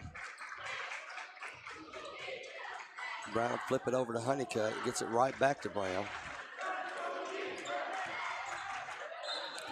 Kicked ball by White House to keep it with Portland. Learn from that.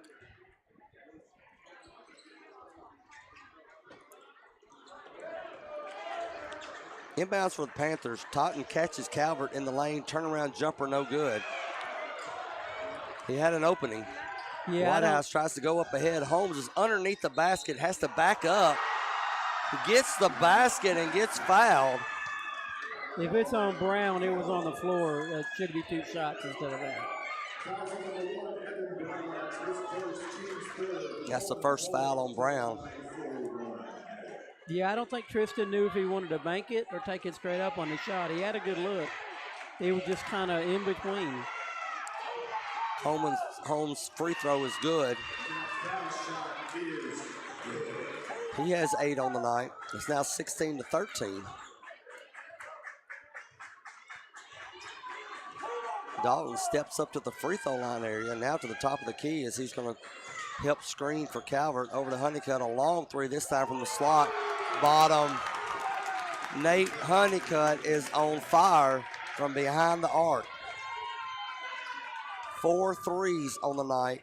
It is now 19-13.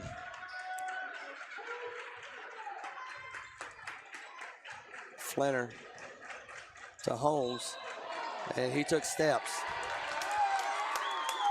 Good thing about our depth is you always worry once you set a hot shooter down. Sometimes he's not a hot shooter, but since we don't go real deep, he might not even sit down. And that got him playing defense at least 50% of the time on Taylor. Dalton gets it to the free throw line, turns around, uncontested, shoots, no good. Rebound White House. 6-point lead for the Panthers coming up on the 6-minute mark. Richardson just stops, shoots a three, doesn't go in. Now it's the Panthers' time as Calvert goes downhill, dishes it out, and they'll call defensive foul on the floor. That's why you go downhill right there. You get them fouls called. They add up eventually. That's the first one on Quinn. Bounce pass into Honeycutt from the baseline, and Calvert will start it over. 6 minutes to go in the first half. Panthers up by 6. Calvert takes a couple dribbles, shoots a three. He made it. It's a good shot. One thing he's got to do if he gets that mismatch much more, he needs to go to the hole because there's no way their bigs can cover him. 30-second timeout called by Coach Lowry. Your Panthers are up by 9, 22-13. You're listening to the Portland Sports Network. Join us Saturdays from 9 a.m. to 11 a.m. for Off the Rails, brought to you by Portland Sports Network's YouTube channel. Hosted by Coach Miguel Almendarez, Kyle Eden, and Coach John Thayer. We talk about local high school sports, as well as other local and college sports, and any other subject that might come up. Tune in and join in on the conversation. Off the Rails. 5:46 to go here in the second quarter. Portland leads White House 22-13. 5 threes in the first half for Portland, 4 of those by the senior, Nate Honeycutt. White House will inbounds the basketball from the near sideline area. Richardson will give it in to Flinner. He's met by Brown.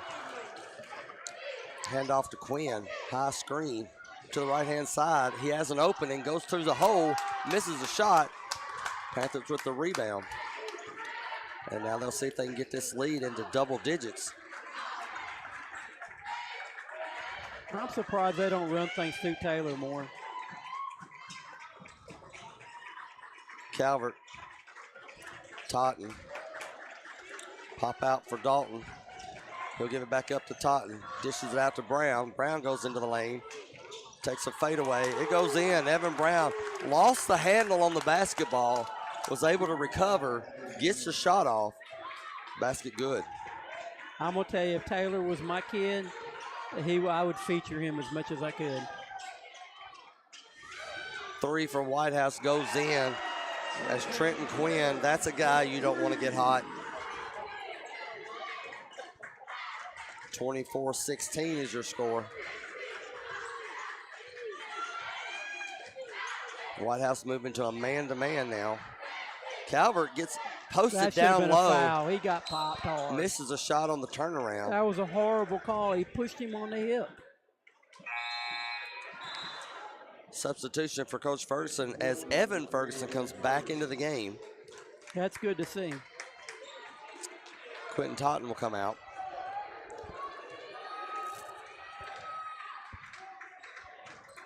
.4:24 to go here in the second quarter. Panthers with an 8-point lead. Looking to stay in first place. Quinn takes a 3 with a hand in the face, and it goes in. Yeah, we're going to have to pick up our defense on him. That's 2 in a row for him. 24-19 now is your score.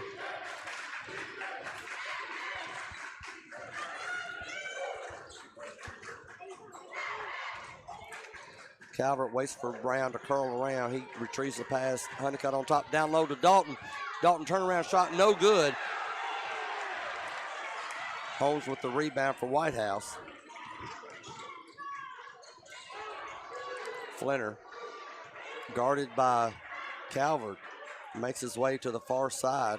He'll hand it off to Quinn. He looked at the 3, too far out. Gets it to Taylor.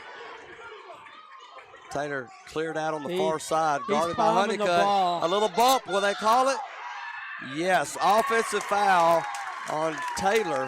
I didn't really see an offensive foul, but I seen a guy palming about as bad as you can palm. That's the second team foul on White House. 24-19, Portland leads. As Calvert takes a screen, backs it off, shoots it, good. It is a 3-point barrage for the Panthers. Yeah, don't you wish we were playing the district here now? You never know what gym's your hot gym. It's really weird. And if it's not your home gym, it's a nightmare. It will be this year. Definitely. Baseline, foul from behind. That'll go against number 0 as the senior gets his first foul of the night. The worst thing is when these kids have to get in regionals and sub-states and stuff, and then they get in college gyms. They're just not used to it. It's really not fair. Coleman with the entry pass. Gets it out to Richardson out on top, and he makes a 3.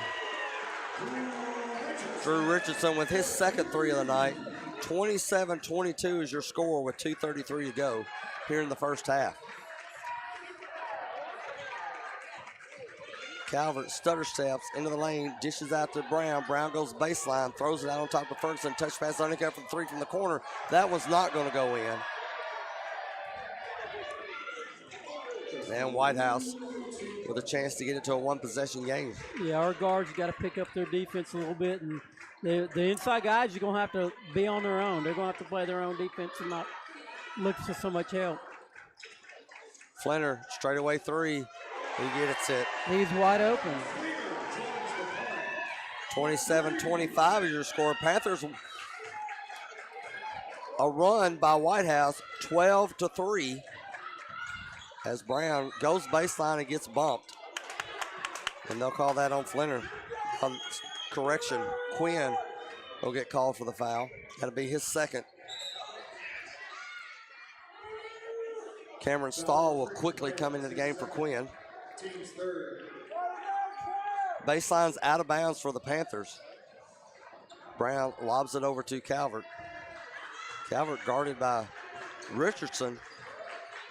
Gets around him, down the lane, over Holmes, doesn't get the layup to fall.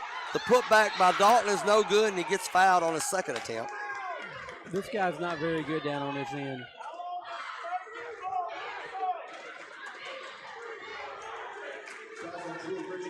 That's the second foul on Richardson, put Dalton to the free throw line. 1:32 to go here in the first half. Gets that first one to rattle in. That's Keelan's first bucket tonight.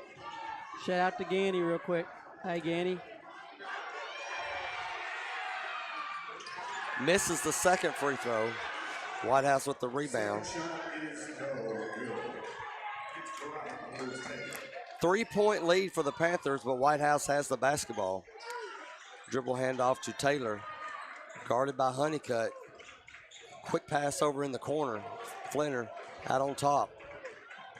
Gives it up to Stahl. Whips back around to Richardson. 1:06 to go. Baseline, Stahl takes one from the baseline, misses it. And Calvert will slowly, methodically walk it up into the front court. 52 seconds remaining here in the first half.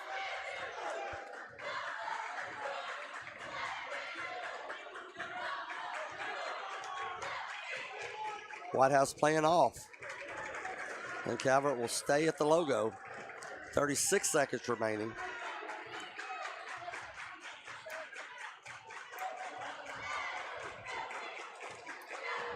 And if Whitehouse will allow, the Panthers will just go for the last shot. It looks like Hitting they're the going to allow 20-second mark. Panthers up by 3, 28-25. Wanting to go in the locker room with this lead. 12 seconds to go. Now Whitehouse initiates the action. Honeycutt comes around the curl, down the lane, whistle, offensive foul on Nate Honeycutt. So Whitehouse will have 4 seconds to try to get a shot off.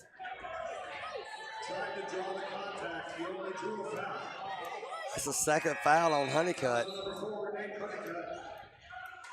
That's his second. Team's third. So Richardson will inbound from Whitehouse. Portland is back as Calvert and Brown come up. Brown takes Quinn on the inbounds. Long heave at the buzzer, front of the rim, no good. At the half, it's Portland 28, Whitehouse 25. You're listening to PHS Basketball here on the Portland Sports Network. In the city or in the woods, help keep America looking good. Give a hoot, don't pollute. Brought to you by the U.S. Department of Agriculture's Forest Service.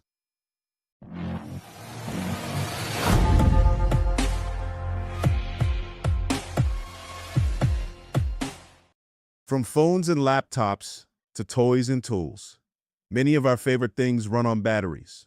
But when tossed in the trash or recycling bin, these batteries can spark intense fires that are nearly impossible to stop.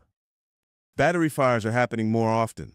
They've destroyed homes, burned down garbage trucks and recycling centers, and, tragically, taken lives. When a facility goes up in flames, trash and recycling services can be shut down for weeks or even months. The good news, battery fires are easy to prevent. Just remember, never throw batteries in the trash or recycling bin. Always tape the ends and drop them off at a safe collection site or mail them in using a certified return box. Smokey the Bear. Then you know why Smokey tells you when he sees you passing through. Remember, please be careful, it's the least that you can do. What you desire, don't play with matches, don't play with fire. After 80 years of learning his wildfire prevention tips, Smokey Bear lives within us all. Learn more at SmokeyBear.com. And remember, Only you can prevent wildfires. brought to you by the USDA Forest Service, your state forester, and the Ad Council.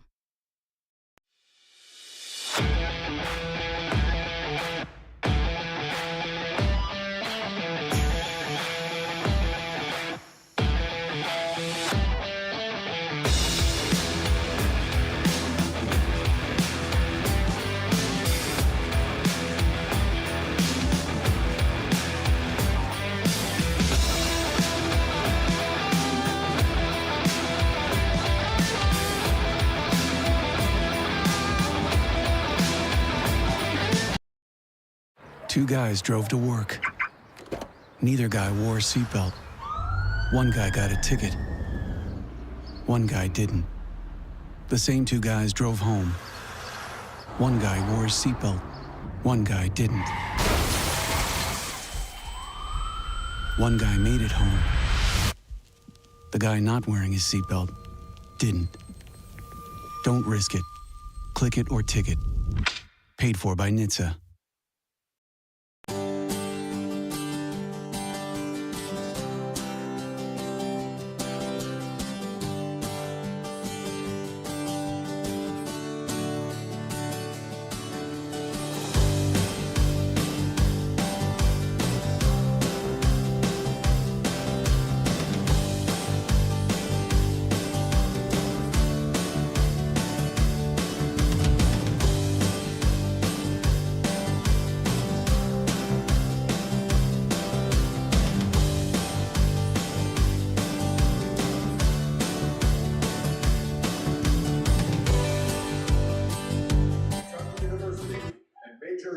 Senior recognition night here for White House High School as the girls basketball team is being honored. A good basketball game we're seeing so far as the Panthers lead White House by a score of 28-25. 11 threes made between both teams. And John, Panthers have a lead in this game, and Keelan Dalton only has 1 point. That tells you a lot about how we can spread around the scoring when we need to. That tells you a lot about that, and also tells you a lot about how they're packing it in and trying to make sure he's not the one that beats him. I think that's got a lot to do with it as well. But it's good that you can hit your threes. Some, I just don't want to fall in love with them because threes, no matter who you are, they drop. Unless you got Seth Curry on the team, the threes will go away depending on the game. So, but yeah, it's nice to know that you can hit them as long as you don't fall in love with them. And good call as Taylor and Holmes have been on the court at the same time for most of that first half, trying to use length in the paint against the Panthers. And of course, they went for the zone to pack it in, but the one way to defeat the zone is to make your threes. And we had open shots, and we were able to make them fall through. Nate Honeycutt, most of all, had 4. Calvert had 2. Just got to keep it going through the second half. Yeah, I think the one thing that is kind of aggravating is there were a couple of times that we had some really good post-up plays by our guards, and there was some major bumping going on, even though I think Keelan's been a cooperator this game too, and they just haven't called it. So I guess you just got to deal with it and keep pushing it and seeing what happens. On scoring, we got Calvert with 9, Honeycutt with 12, Totten with 2, Dalton with 1, Brown with 4. We're 2 for 4 from the free throw line. Rebounds, Calvert with 3, Ferguson 1, Honeycutt 2, Totten 2, Dalton 6. Steals, Calvert 1, Totten 1. 1 block shot, that's by Keelan Dalton. Assist, Calvert 2, Brown 1, Ferguson 1, Totten 2. And we've only had 3 turnovers the whole game, so that's really good right there. Looking at the current standings, I misspoke earlier. Portland, with 2 games to go, can be anywhere from number 1 to number 3 in the final standings. Of course, you want that top 2 to get that first round bye. But it sounded really good. I liked it. It did. Gave us more anxiety. Yeah, right? for real. Right. I thought it was cool. And your point was well taken, though, because even though we can't fall down as far as White House is right now, they're just as good as the best team in the league, right? You know what I mean? So I think your point was spot on, that we're really good. Got 5 teams that can beat you on any given night. Looking at the standings right now, Portland and Springfield are tied atop the top with a record of 6-2. Both teams won their prospective matchups against Springfield on their home courts, so that series is split. Station Camp is 3rd, a game behind at 5-3. Both Liberty Creek and White House are 3-5, and Greenbrier is 1-7. Station Camp playing at Greenbrier tonight, and Liberty Creek is at Springfield. And as you said, you just kind of hope Liberty Creek would help us out a little bit, and go ahead and defeat Greenbrier tonight. Yeah, well, I think if I'm right, Springfield. If Liberty Creek beats Springfield tonight, and we win, then we're top 1 or 2 no matter what. No matter what we do Monday. Right? Well, no, not No, necessarily, 'cause because Station Camp, yeah. Springfield could end up We could have winning and be 3. 7-3, and we could Yeah. end up 7-3, and so there Yeah, you go and with your Station Camp could be. your famed tiebreaker again. Yep, you're right. Let's just win. That's win. the easiest way to get out of yeah, it, right? that keeps us from having to think. I agree with that thought. We'll take a quick break. We'll be right back. We'll start second half action. Portland leads by 3. You're listening to PHS Basketball. Nobody had to tell your grandparents not to drive while using their typewriters. Why should it be any different for us kids and our cell phones? Distracted driving was the cause of more than 3,000 deaths in 2022. Come on, we're smarter than this. Let's put down the phones and focus on the roads. Drive safe, everybody. Don't drive distracted. A message brought to you by the National Highway Traffic Safety Administration, Project Yellow Light, and the Ad Council.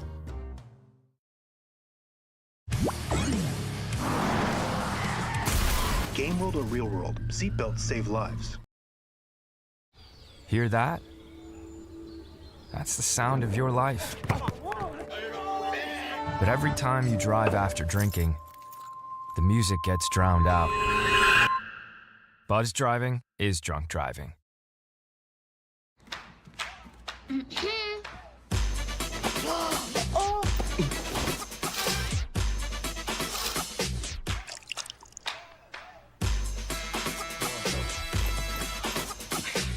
You're not gonna get it all right. Just make sure you nail the big stuff. Mama! Like making sure your kids are in the right seat for their age and size. Get it right at nhtsa.gov/the right seat. In the city or in the woods, help keep America looking good. Give a hoot, don't pollute. Brought to you by the U.S. Department of Agriculture's Forest Service.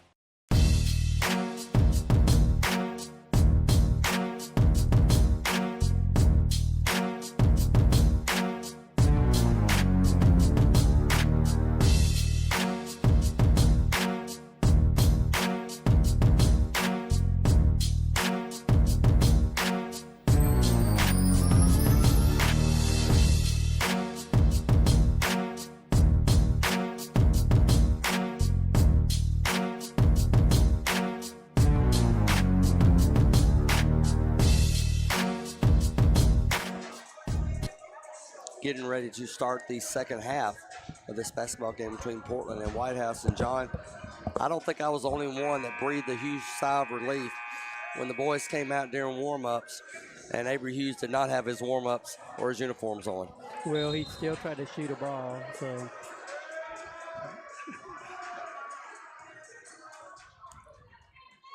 White House will go with their starting lineup. Flanner, Quinn, Holmes, Taylor, and Richardson.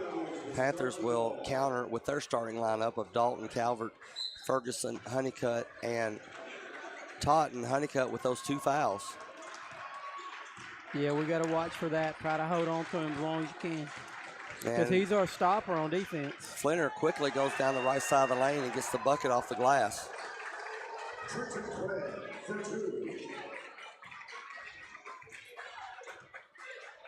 Our guards have got to do a little bit better of a job manning up on their guards.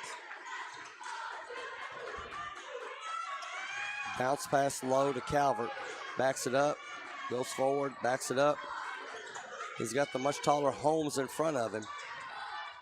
He gets around him on the baseline, throws it out front to Ferguson. Ferguson doesn't have anything, back to Totten. He'll take a 3 from the slot. It's good. Tristan did a good job. I thought he was in trouble for a minute. He made a really great pass to get out of trouble and passed it around and got a good wide open Totten for a 3. Back up to 4 for the Panthers. Quinn comes out to take the shot, take the pass. Richardson tipped away by Honeycutt. He can't get to it though. Nate's out of so bounds. good at that stuff. Stay with the long arms. Great instincts as well. Richardson to Quinn, back to Flinner. Swing around to Richardson, gives it back out on top to Flynn. Step back three is no good for White House. A minute and a half gone here in the third. Panthers hold a 4-point lead. See, this is where I think Lowry's messing up as a coach. Is our best defender. Oh, what are you doing? Long three by Honeycutt. That one doesn't go in. He was left alone. Well, I would leave you alone out there too. Taylor to Flinner, far side, gets it back to Taylor. Offensive foul off the ball. Well, what I was saying before I went into shock on the depth of our three-point attempt is since our best defender's got 2 fouls and we're guarding, they're 10 Taylor, which is bigger than him, I think I'd spread it out and see if I can get another foul on Honeycutt here. They called that one on Richardson, which gives him 3 for the night. Shot missed by Portland, given to Whitehouse. Taylor open for a 3. He makes that one.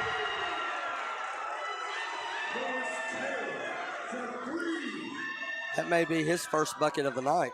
It absolutely was. It's now a 1-point lead for the Panthers. 31-30. Honeycutt over to Ferguson. Baseline, left-handed shot from in front of the basket is good for Evan Ferguson. His first bucket of the night. Came at a good time because our last 2 possessions down, I wasn't real thrilled about either shot selection that we had. Back to a 3-point lead. Long 3 by Richardson. No good, but he gets fouled on the shot, and that'll send Drew Richardson to the free throw line for a triple. Yeah, that was the second time he's fouled somebody shooting a 3. Referees are talking about it.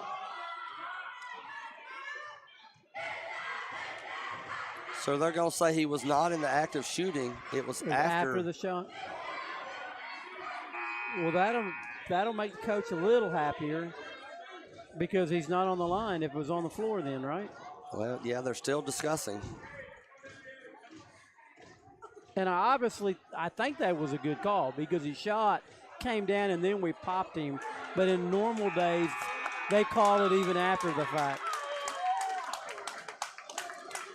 Strange call, but the break goes to the Panthers' way. Yeah, but if as you the think basket, as there's no free throws coming up. Right, and if you think about it, he's right in theory because he didn't foul him until after he was done shooting and hit the ground. But nowadays, normally they'll call the whole time through.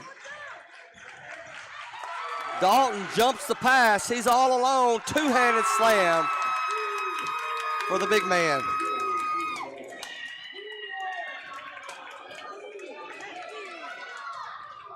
(35-30). I've always wanted a dunk. So from a potential chance for White House to tie the game, the Panthers actually go up and a smack. That was a good call by the Brown. ref. He was late calling it because Evan knocked the crap out of him, and a half a second went by before he blew the whistle. I think the ref was going, he just knocked the heck out of him, didn't he? That's the second foul on Brown. Into the lane goes Taylor, stops short, and he gets fouled. Well, they say he was shooting. He was not shooting. He was on the floor flat. Baseline's out of bounds play for White House. That's the first foul on Dalton. As the pump fake drew everybody up in the air. This one ref, I think he's kind of new. He's just kind of hanging out. Yeah, but I like the glasses. I like those glasses. Making sure you've got 3 officials on the floor.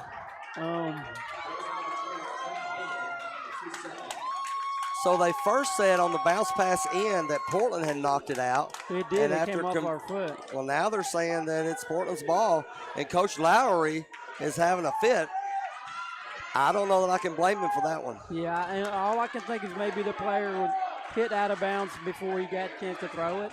It's the only thing that could have happened. Brown with the basketball takes the screen, goes over to Calvert for the jumper at the elbow, and it's good. Good shot. So through all that, the Panthers get a 7-point lead. Calvert with 11 points on the night. Quinn goes into the lane, gets pushed on the way. And they're going to give that to Brown. That'll be number 3. So what's the difference between that body shove and a little hook? What's the difference? It's still doing something with your body to give yourself some space. 4 minutes remaining in the third. Panthers with a 7-point lead. Stay Taylor there, backs it Keelan. up on the wing area. Everybody clears out. That was a Step push back off. in the paint. No good. Offensive rebound for Holmes. He gets bumped. Taken away by Ferguson.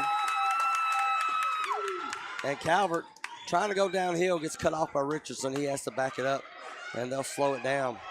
Short porch area. What a pass to the far block to Brown from Dalton, and he gets fouled on a shot. That's just a good play when you can get man and man underneath the goal there. Because you're either going to get an easy bucket if the guy can't defend, or you're going to get fouled. And that puts 4 fouls on Trenton Quinn, their three-point shooter, as Brown makes the first one. And Quinn will have to sit down. In comes Cameron Stahl. We got a bathroom break here going on. Stoppage in play. As the refs are having a discussion with the SRO officer, so maybe some unruly. You're in trouble. Sorry. Back to the action, Brown. Second free throw goes in. Evan Brown shooting 61% from the season, makes both of those. And all of a sudden, it's up to a 9-point lead for the Panthers. Oh. And Brown's going to get another foul. Well, you know, Evan doesn't get cheated on his fouls, that's for sure. As he was going for the interception and made contact. I think with that's the White 4 House on him, right? player. That's 4. Yeah. So Totten will come in. Brown will take a seat for about an hour and a half with those 4 fouls. So the police guy is just kind of a monitor, I guess, is what he's doing. He's instilling fear into the student section. He actually talked to them. Oh, did he? They've got to stay back off the blue. Okay. The one guy in the black, I'm not going to describe what he is there, but he was coming up on the floor, actually. So 15 foul puts White House into the bonus as Flinner goes to the free throw line. He makes the first one, but the second one doesn't go. Taylor with the rebound and the putback.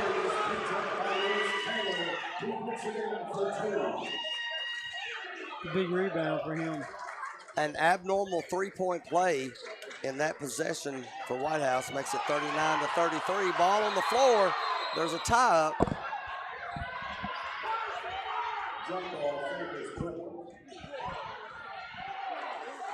Possession arrow stays with the Panthers. He got pretty Portland hammered fans on the pass. wanted a foul. Yeah, it should have been. Taylor went through him pretty good. It was a good hit. If Taylor could hit that good on a football field, he'd been dangerous. Panthers with a 6-point lead, under 3 minutes to go here in the third. Calvert gets around Stahl, but he dishes it out to Ferguson over to Honeycutt, takes a 3 straight away, in there. 5 threes on the night from the Honeydew. It's back up to 9, 42-33. Flinner to Holmes. Holmes being aggressively guarded by Dalton. Back over to Flinner. Goes baseline, knocked out of bounds by the junior, Evan Ferguson. Nothing wrong with the ankles now. He's got some hops, don't he? Yeah, he does. He's a hard-nosed player for sure. Inbounds High for basketball White House. IQ. Flinner inbounds, then gets the pass back. Tries to go down low to Taylor, but he's pushed out to about 15 feet. Taylor tries to throw it across to Holmes, who gets it in the paint, up and under, turnaround hook shot, goes in. Holmes, some good moves there. Little touch. Calvert. They're going to call offensive foul on the Panthers on that drive to the basket. Or it could have been on the screen. Yeah, they're going to call it on the screen, yeah. I don't think that was a good call. That'll be 2.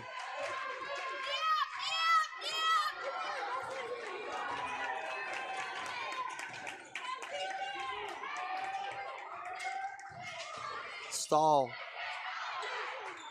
over to Flinner, guarded by Totten. And he'll back it up with 1:45 to go. Third quarter. 7-point lead for the Panthers. Looking to stay in first place in the district. Taylor gets cut off by Honeycutt in the lane. He hands it off to Richardson. Turnaround shot is good. Senior intelligence on that play by Drew Richardson as he saw his man was in trouble.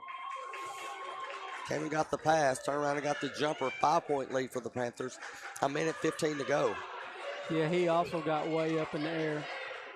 Make sure it didn't get blocked. Dalton in the short porch. 2 on him. Still dribbles into the lane, goes up to the shot and gets fouled. That was pure muscle. Yeah, I wish Key go a little faster there because if he stalls and hangs out, he's going to get double teamed, so he's going to have to crash through 2 guys instead of just 1. Well, he's got to hit the triangle circle to get his power revved up, and then he goes. Dalton makes that first free throw.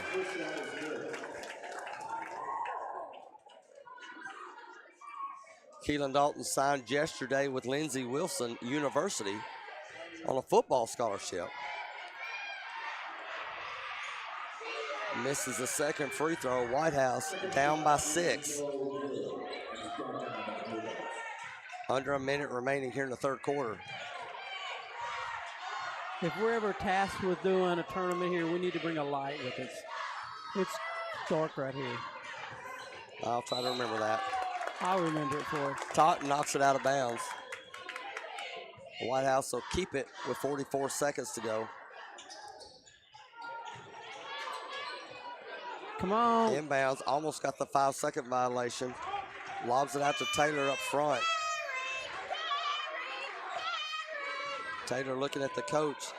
Panthers are laying off.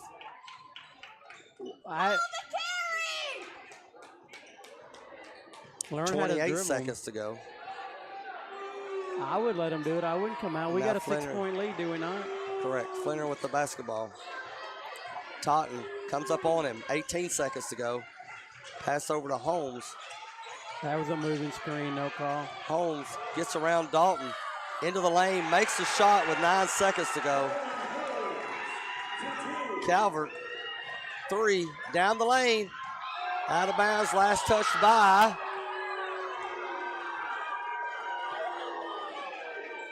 Whitehouse. So Portland will keep it with 1.5 seconds remaining. Underneath the basket. And they're going to let Dalton inbounds. So yeah, that's a good move. Different set play going on here. Time issue. It's got to catch and shoot. Dalton lobs it. Taylor intercepts it. Shoots it at the buzzer. Hits the backboard. Doesn't go in. At the end of 3, it's Portland 43, White House 39. Grab the children. Keep them close. Have the popcorn ready. We're coming right back for the final 8 minutes of Panther basketball. Nobody had to tell your grandparents not to drive while using their typewriters. Why should it be any different for us kids and our cell phones? Distracted driving was the cause of more than 3,000 deaths in 2022. Come on, we're smarter than this. Let's put down the phones and focus on the roads. Drive safe, everybody. Don't drive distracted. A message brought to you by the National Highway Traffic Safety Administration, Project Yellow Light, and the Ad Council. Game world or real world, seatbelts save lives. Hear that? That's the sound of your life. But every time you drive after drinking, the music gets drowned out. Buzz driving is drunk driving. Start of the final 8 minutes. Panthers will be playing defense. 6 different Panthers on the score sheet for Coach Ferguson. And he'll send out Dalton, Honeycutt, Calvert, Ferguson, and Totten for the final 8 minutes. Whitehouse going with their starting 5 as Quinn is back into the game with his 4 fouls. 4-point lead, Whitehouse with the basketball. Quinn gets cut off by Calvert. Down low to Taylor. Taylor turns around. Was too deep. Nothing the defense could do there. Taylor gets the bucket. He was scoreless at the half. He now has 7. And it's only a 2-point lead for the Panthers early on in the fourth quarter. Calvert on the near wing. Dalton posting up. Calvert can't get it to him. Looked like it was tipped out by Whitehouse, but they're going to say the Panthers touched it last. Coach Ferguson's going to call timeout and talk about it. We'll be right back. This is Panther basketball. Graphic Obsessions on Main is in a larger space and has more to choose from than ever. Tons of Panther designs we can print in minutes. Tons of inventory you can grab right off the rack today. And the amazing new hat bar, where you can customize your own hat. See a design you love but not in your size? We'll print it in just minutes. So many unique gift items right in the store. With the holidays fast approaching, remember, shop early at Graphic Obsessions on Main in Portland. Join us Saturdays from 9 a.m. to 11 a.m. for Off the Rails, brought to you by Portland Sports Network's YouTube channel. Hosted by Coach Miguel Almendarez, Kyle Eden, and Coach John Thayer. We talk about local high school sports, as well as other local and college sports, and any other subject that might come up. Tune in and join in on the conversation. Off the Rails. Panthers led by 9 with 4 minutes to go in the third quarter. It is now a 2-point lead. Talk about toughness, John. Portland cheerleaders come out there on the court, 1 in a knee brace, 2 in boots. And they out there showing why they were state champion, national champion semifinalists. Taylor in the low post, double team, bounces it over to Holmes. He gets it out to Quinn for a 3. Doesn't get it out of bounds. Last touch by the purple and white. Physics-wise, that can't happen, but that's okay. As Calvert and Honeycutt were battling for the rebound. Now timeout is called by Coach Lowry. We'll keep it here against Station Camp playing at Greenbrier tonight. Liberty Creek is at Springfield. Tomorrow morning, Off the Rails with your host, Miguel Almendarez. Who we got going on in the morning? We have PHS bowling, and off the bowling team, we're going to have Coach Alex Meadows. Nate Bowen, Dalton Simmons, and Josh Kent will be our guests tomorrow morning at 9 o'clock. Looking forward to that. Dalton is the veteran of the group.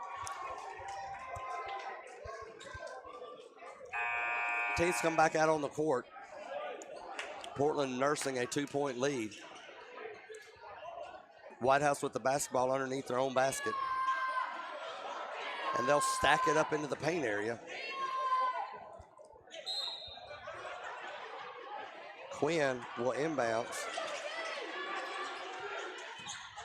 Flair with the basketball out to the top of the key.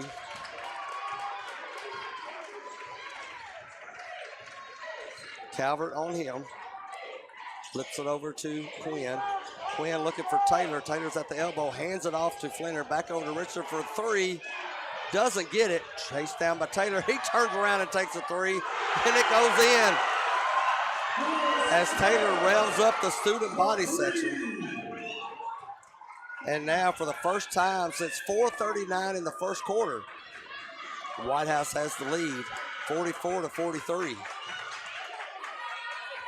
6:20 remaining. 3 for Calvert, rolls out of the basket.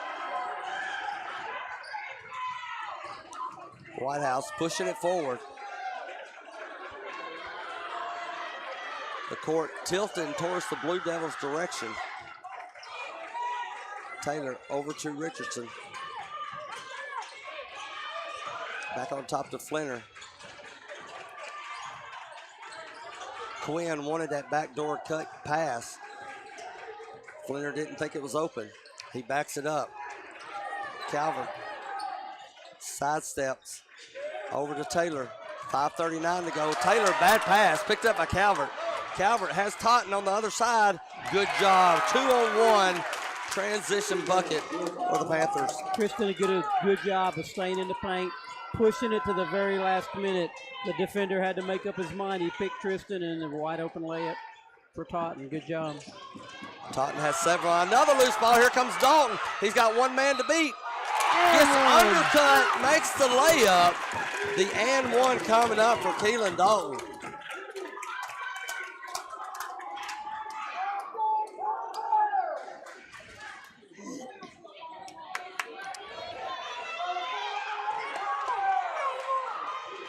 Keelan Dalton to the free throw line for the old-fashioned three-point play. If you're going to foul Keelan in a situation like that, you don't just touch him. No, you hit him hard. Keelan makes the free throw. 5:08 remaining. It's now a 4-point lead, 48-44. Coleman pops out, hands it off to Quinn. Quinn takes one from the free throw. No good. Taylor with the offensive rebound. Gets it over to Coleman. Back out on top, swings around to Richardson. He wanted the three, doesn't have it. Great recovery by the Panthers. Tipped pass, picked up by Whitehouse. Baseline, loses it, picked up by Key. He gives it over to Calvert. Calvert is going to be methodical about getting it into the front court with a 4-point lead and 4.5 to go. Only one team foul for Whitehouse to make that 2. As Quinn picks up his 5th, 25 feet away from the basket as he reached in on Calvert. And that will be it for Trenton Quinn.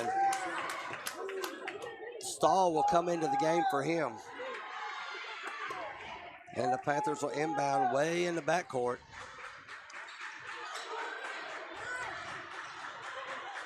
Ferguson to Dalton. Dalton throws it over to the corner, but he gets pushed on the pass as he was trying to go baseline. It's a good call because you're just not going to dribble out of bounds. That's where some officials just don't get it. That's the 3rd team foul. 2nd foul on Holmes. Ferguson will inbounds to Totten, swing it out to Calvert, over to Honeycutt straight away. High kicks back to Ferguson on the near side corner. Honeycutt will back it up. 4:09 to go. See, this is where we need to spread it a little more. Ferguson, baseline, tries to go underneath. Taylor's there waiting on him. Calvert gets the ball down the lane. What will they call? Defensive foul on Whitehouse. No, he called block, didn't he?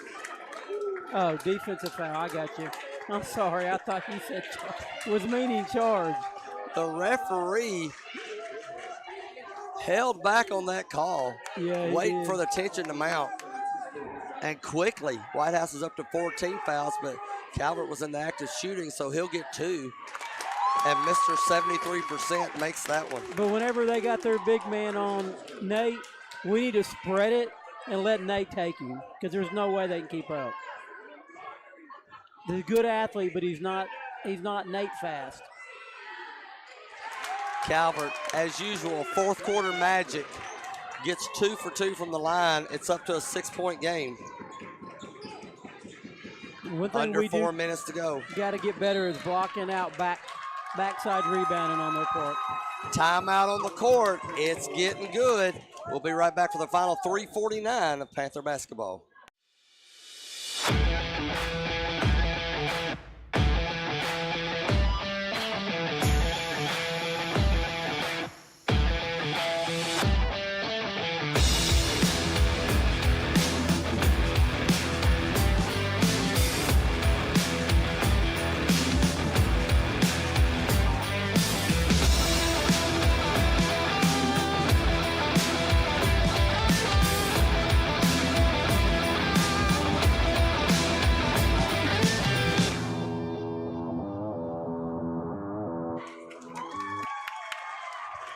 .349 to go here in the 4th quarter.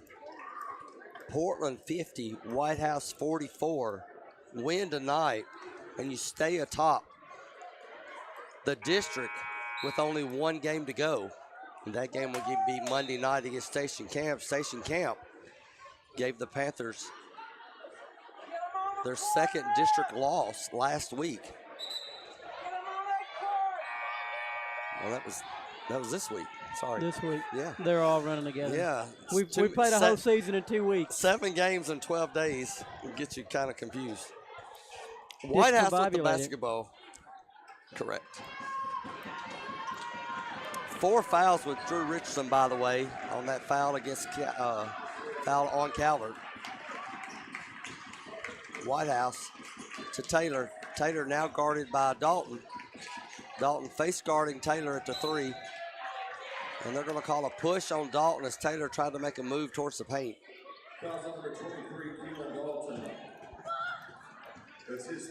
That's the 3rd foul on Dalton.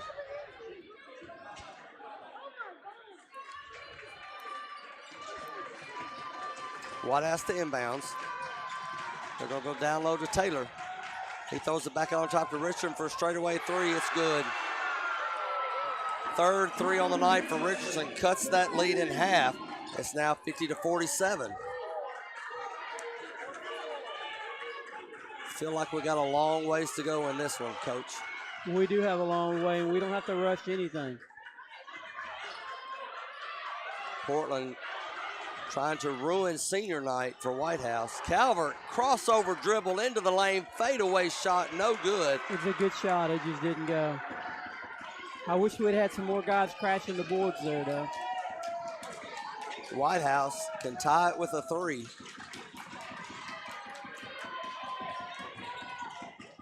Flinner to Taylor. Taylor versus Dalton again. Taylor decides to take a 3 in Dalton's face, and it goes in. What a courageous shot by Lewis Taylor. That's his 3rd 3 of the night, and that ties the game up at 50 with 2:25 to go. Calvert, Dalton to the short porch, into the lane, turnaround shot is good as his defender fell down. That's 9 for Dalton. As Panthers get back to a 2-point lead. Flinner to Richardson. Richardson tried to get a screen for a 3, and he falls down, picked up by Calvert, up ahead to Totten. He's all alone for the layup. Now that's 9 for Totten. 54 Almost to 50. made a big steal right there. Flinner, under 2 minutes to go. Lobs down low, tipped away by Honeycutt. Slow down, slow down. Great and now defense. A 4-point lead in the ball. Ferguson, Calvert. Ferguson wanted that 3, but he saw the clock. Yeah, thank you. And the Calvert's clock is your bring friend it right out. now. The next foul will send Portland to the free throw line. Then we got it to ball in Calvert's hands as much as we can. Taylor on Honeycutt. Honeycutt gets bumped.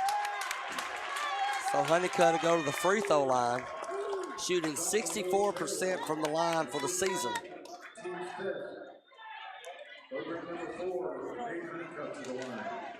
Late in the game, hit your free throws, behind or in front. That's your legacy.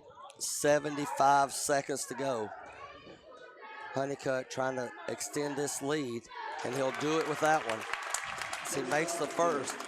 That's 16 for Honeycutt coming in tonight, averaging just under 9 points per game.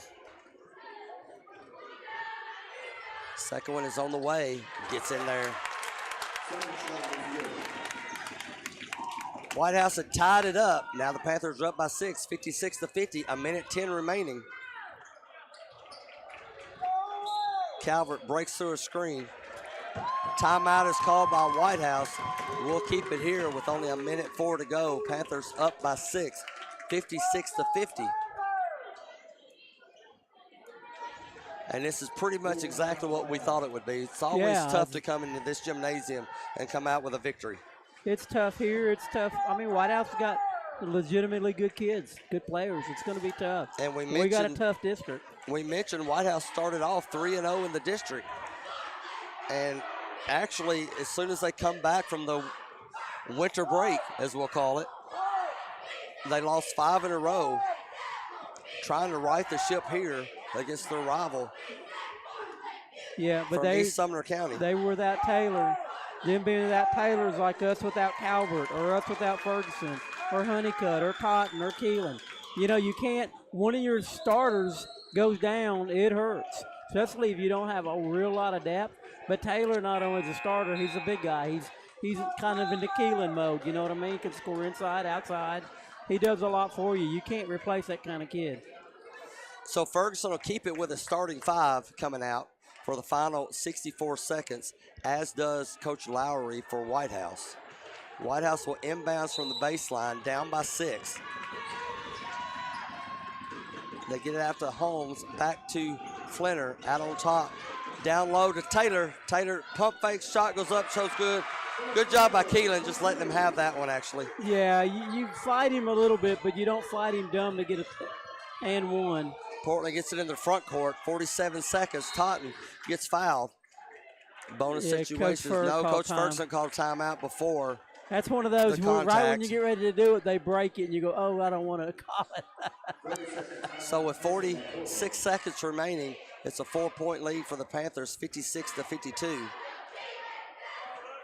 Again, leaving here, you got the weekend to recover, and then you're going to station camp Monday night for the regular season finale. And if you don't know, the district tournaments will be at Portland High School Gymnasium next week, and all games will be there. Previously, the opening round games were always at the home gym of the higher seeded team. This year, they'll all be played at Portland High School Gymnasium. That's interesting. I wonder why they decided to do that. I don't know if it's because of the extra game and maybe refs, because instead of having one game that's a play-in game, you've got 2. Yeah, I don't know. But anyway, the girls will be playing their opening round on Thursday. Now, hopefully, our girls will not be in that bottom section. The boys play their opening round on Friday. Saturday is when the number 1 and number 2 seeds play the winners of those Thursdays and Friday games. And we'll end up having 4 games on Saturday between the girls and the boys, as the Panthers will inbounds. Honeycutt gets tackled, waiting on the entry pass. Wow. Hey, you know what? I've seen that not get called, so you got nothing to lose. You stop the clock. You know, hopefully Honeycutt will keep it up on the free throw line, because you got to hit these no matter what. Taylor gets called for the foul. That's his 3rd. That'll send Honeycutt back to the line. Virtually no time went off the clock. It's as a good Honeycutt play. Makes the first it's one. a good play if you get a no call and you get a steal or a jump ball. And it's a bad play if we hit 2 free throws here on them, because we got 2 points without having to do much. And Honeycutt makes the next one. He's 4 of the last 4 from the line. Back up to 6, 41 seconds to go. Taylor gives it back to Flinner. I'd like to see Flinner. Keelan overplay 10 there. Taylor, top of the key, now guarded. They got the switch on. It's our ball. Ball goes out of bounds. Last touch by Whitehouse. Quinn Conley, It'll go to great Portland. defense. Whitehouse coach was wanting a foul. I don't know if he doesn't have an argument. Timeout called by Whitehouse. How many timeouts you get? Lord, Drew uses them all. You get 5. He definitely doesn't get cheated on the timeout. 28 seconds remaining, and there was Totten playing aggressive defense, causes a turnover by the White House guard, goes out of bounds, and they give it to Portland. So Portland 6-point lead, 28 seconds remaining. And this is one of those situations where we don't throw it half court trying to get an outlet pass. Get it in bounds. Right. I was going to let you say that one. Okay. I'm not going to forget that for a while. But anyway, we won the game with it. It didn't cost us. But, yeah, that's for sure. You got to watch really a good coach team. They work on drawing charges on out-of-bounds plays while they're on defense, so we got to be really careful to that. And then they're going to sub through the ball. Every time we get our hands on it, we got to hold tight, because they're going to come through us to get it. Coach Ferguson has 3 timeouts in his pocket if needed, if he has trouble on the inbounds. Inbounding from about the negative 45-yard line. See, I don't like where Ferg's standing because it doesn't give us any space. And he lobs it cross court to Ferguson, who gets fouled immediately. That was kind of different, different, though. It was a he was fade behind pattern. the defender. Yeah, it was a fade pattern. It wasn't a bomb with a guy standing in the end zone kind of deal. Ferg's got to hit these free throws. We've hit six straight in this quarter down the stretch. That fouls out Drew Richardson, the senior. So he'll come out. That's two players for Coach Lowry that have fouled out. Ferguson goes to the free throw line where he calmly makes the first one. His mama wasn't calm. Makes it a 7-point lead. We're at the 26.5 second mark here in this fourth quarter. Makes both of them. When you're a good parent like her, you live and breathe them. And here you got to play defense, but don't play defense. Yeah, don't foul. A three by Stahl, and he makes it. 16 seconds to go. Calvert gets fouled by Taylor. That'll be his fourth. 13 and a half remaining. 5-point lead. Calvert goes to the free throw line. Come on, Tristan. Nail these. We said this game was far from over, didn't we? Yeah, we did. A long time ago. Hits the front of the rim on the first one. That's the first missed free throw for the Panthers in this quarter. He's got to remember his knees are tired. He's got to get a little bit more knee bend. As they had made 9 up to that point. Got to shoot with your bottom half. There you go. He makes the second one. 14 points on the night for Calvert. 6-point lead, 10 seconds. Three by Whitehouse. Doesn't go in. 6 seconds. Rebound Portland. And Whitehouse is waving the white flag, and time will run out. A victory from Portland, a well-fought victory, as they come away with a 6-point win against Whitehouse, 61-55. Free throws was the difference in the game in that fourth quarter. Great game for the Panthers to stay on top of the district. We'll be back for a recap and final stats as you're listening to Panther basketball on the Portland Sports Network. Graphic Obsessions on Main is in a larger space and has more to choose from than ever. Tons of Panther designs we can print in minutes. Tons of inventory you can grab right off the rack today. And the amazing new hat bar, where you can customize your own hat. See a design you love but not in your size? We'll print it in just minutes. So many unique gift items right in the store. With the holidays fast approaching, remember, shop early at Graphic Obsessions on Main in Portland.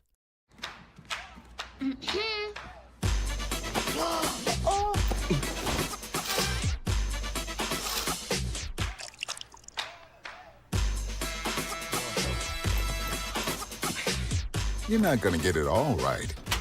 Just make sure you nail the big stuff. Mama! Like making sure your kids are in the right seat for their age and size. Get it right at nhtsa.gov/the-right-seat. Hear that? That's the sound of your life. But every time you drive after drinking, the music gets drowned out. Buzz driving is drunk driving. Nobody had to tell your grandparents not to drive while using their typewriters. Why should it be any different for us kids and our cell phones? Distracted driving was the cause of more than 3,000 deaths in 2022. Come on, we're smarter than this. Let's put down the phones and focus on the roads. Drive safe, everybody. Don't drive distracted. A message brought to you by the National Highway Traffic Safety Administration, Project Yellow Light, and the Ad Council.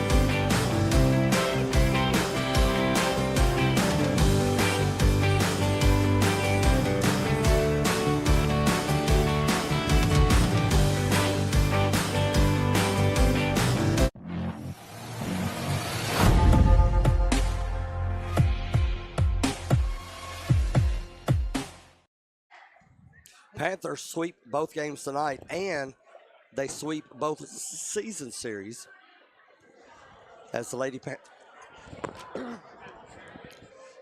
Panthers defeated White House earlier. Portland on top of White House in the nightcap by a score of 60-55. 17 threes made by both teams, but the bigger stat, John, 10 of 11 free throws by the Panthers in the fourth quarter. Yep, going down the stretch. That's how you win ball games. Either you're behind and you got to hit them to catch up, or you're in front and you got to hit them to keep the lead. So that was a great job. One of the turning points late in the game, still kind of teetering on who's going to get ahead, a little momentum. Quentin Taunton made a great defensive play. He got on Taylor, kind of aggravated him, and then switched off to their guard. And he may have bumped him a little bit, but there was a lot of bumping not called tonight. So I'm not going to pick that one call as the reason they didn't win the ball game. Quentin played great defense at a great time. We had fouls to give. He was out there getting physical. It'd go either way with you. It ended up dribbling off his leg.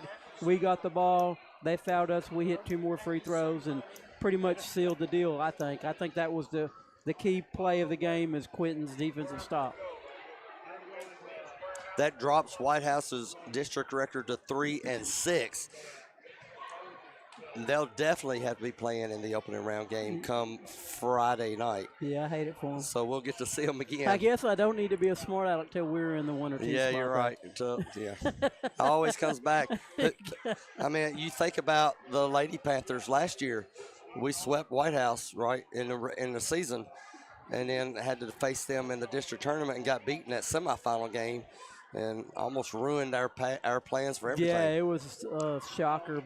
And I'm going to tell you, this White House boys team they're a good team. They are. Yeah, a couple shots here and there. I kind of think they need to lean on Taylor a little bit more. I think what they do is they try to lure you out with the threes and then sick him on you, which he hits threes too. But, I mean, he's a really good athlete. It would be like Coach Ferguson not getting the ball to Keelan more often. It would be the same kind of thing. I'm not dogging Drew. Yeah, I am. He needs to do a better job of that, but just not when we play him. But anyway, scoring don't give him any ideas. Yeah. Scoring for the Panthers, Calvert had 14, Ferguson 4, Honeycutt 19, Totten 9, Dalton 9, Brown 6. The free throws overall, the whole game, 15 for 19. So that's real good there. You go to the line on the road and you hit them, that's great. Rebounds, Calvert 3, Ferguson 1, Honeycutt 3, Totten 2, Dalton 7. Steals, we had Calvert 3, Ferguson 1, Honeycutt 1, Totten 1, Dalton 3. Block shots, Ferguson 1, Dalton 1. Assists, Calvert 4, Brown 2, Ferguson 3, Honeycutt 1, Totten 1. Turnovers for the whole game, we got 5. So, wow. That in itself is impressive as all get out. Yeah, that'll tell you everything. And that improves the Panthers' record to 21-6 on the season, 7-2 in the district, right now sitting atop the standings. First, I want to thank everyone for your comments and the feedback on the YouTube channel. We appreciate all those that are listening in. Make sure you subscribe so you can get notifications anytime we are posting an audio event. And also tell your friends, let them know how to listen to Portland High School basketball on the Portland Sports Network. Monday night, go. Coleman Holmes had 12.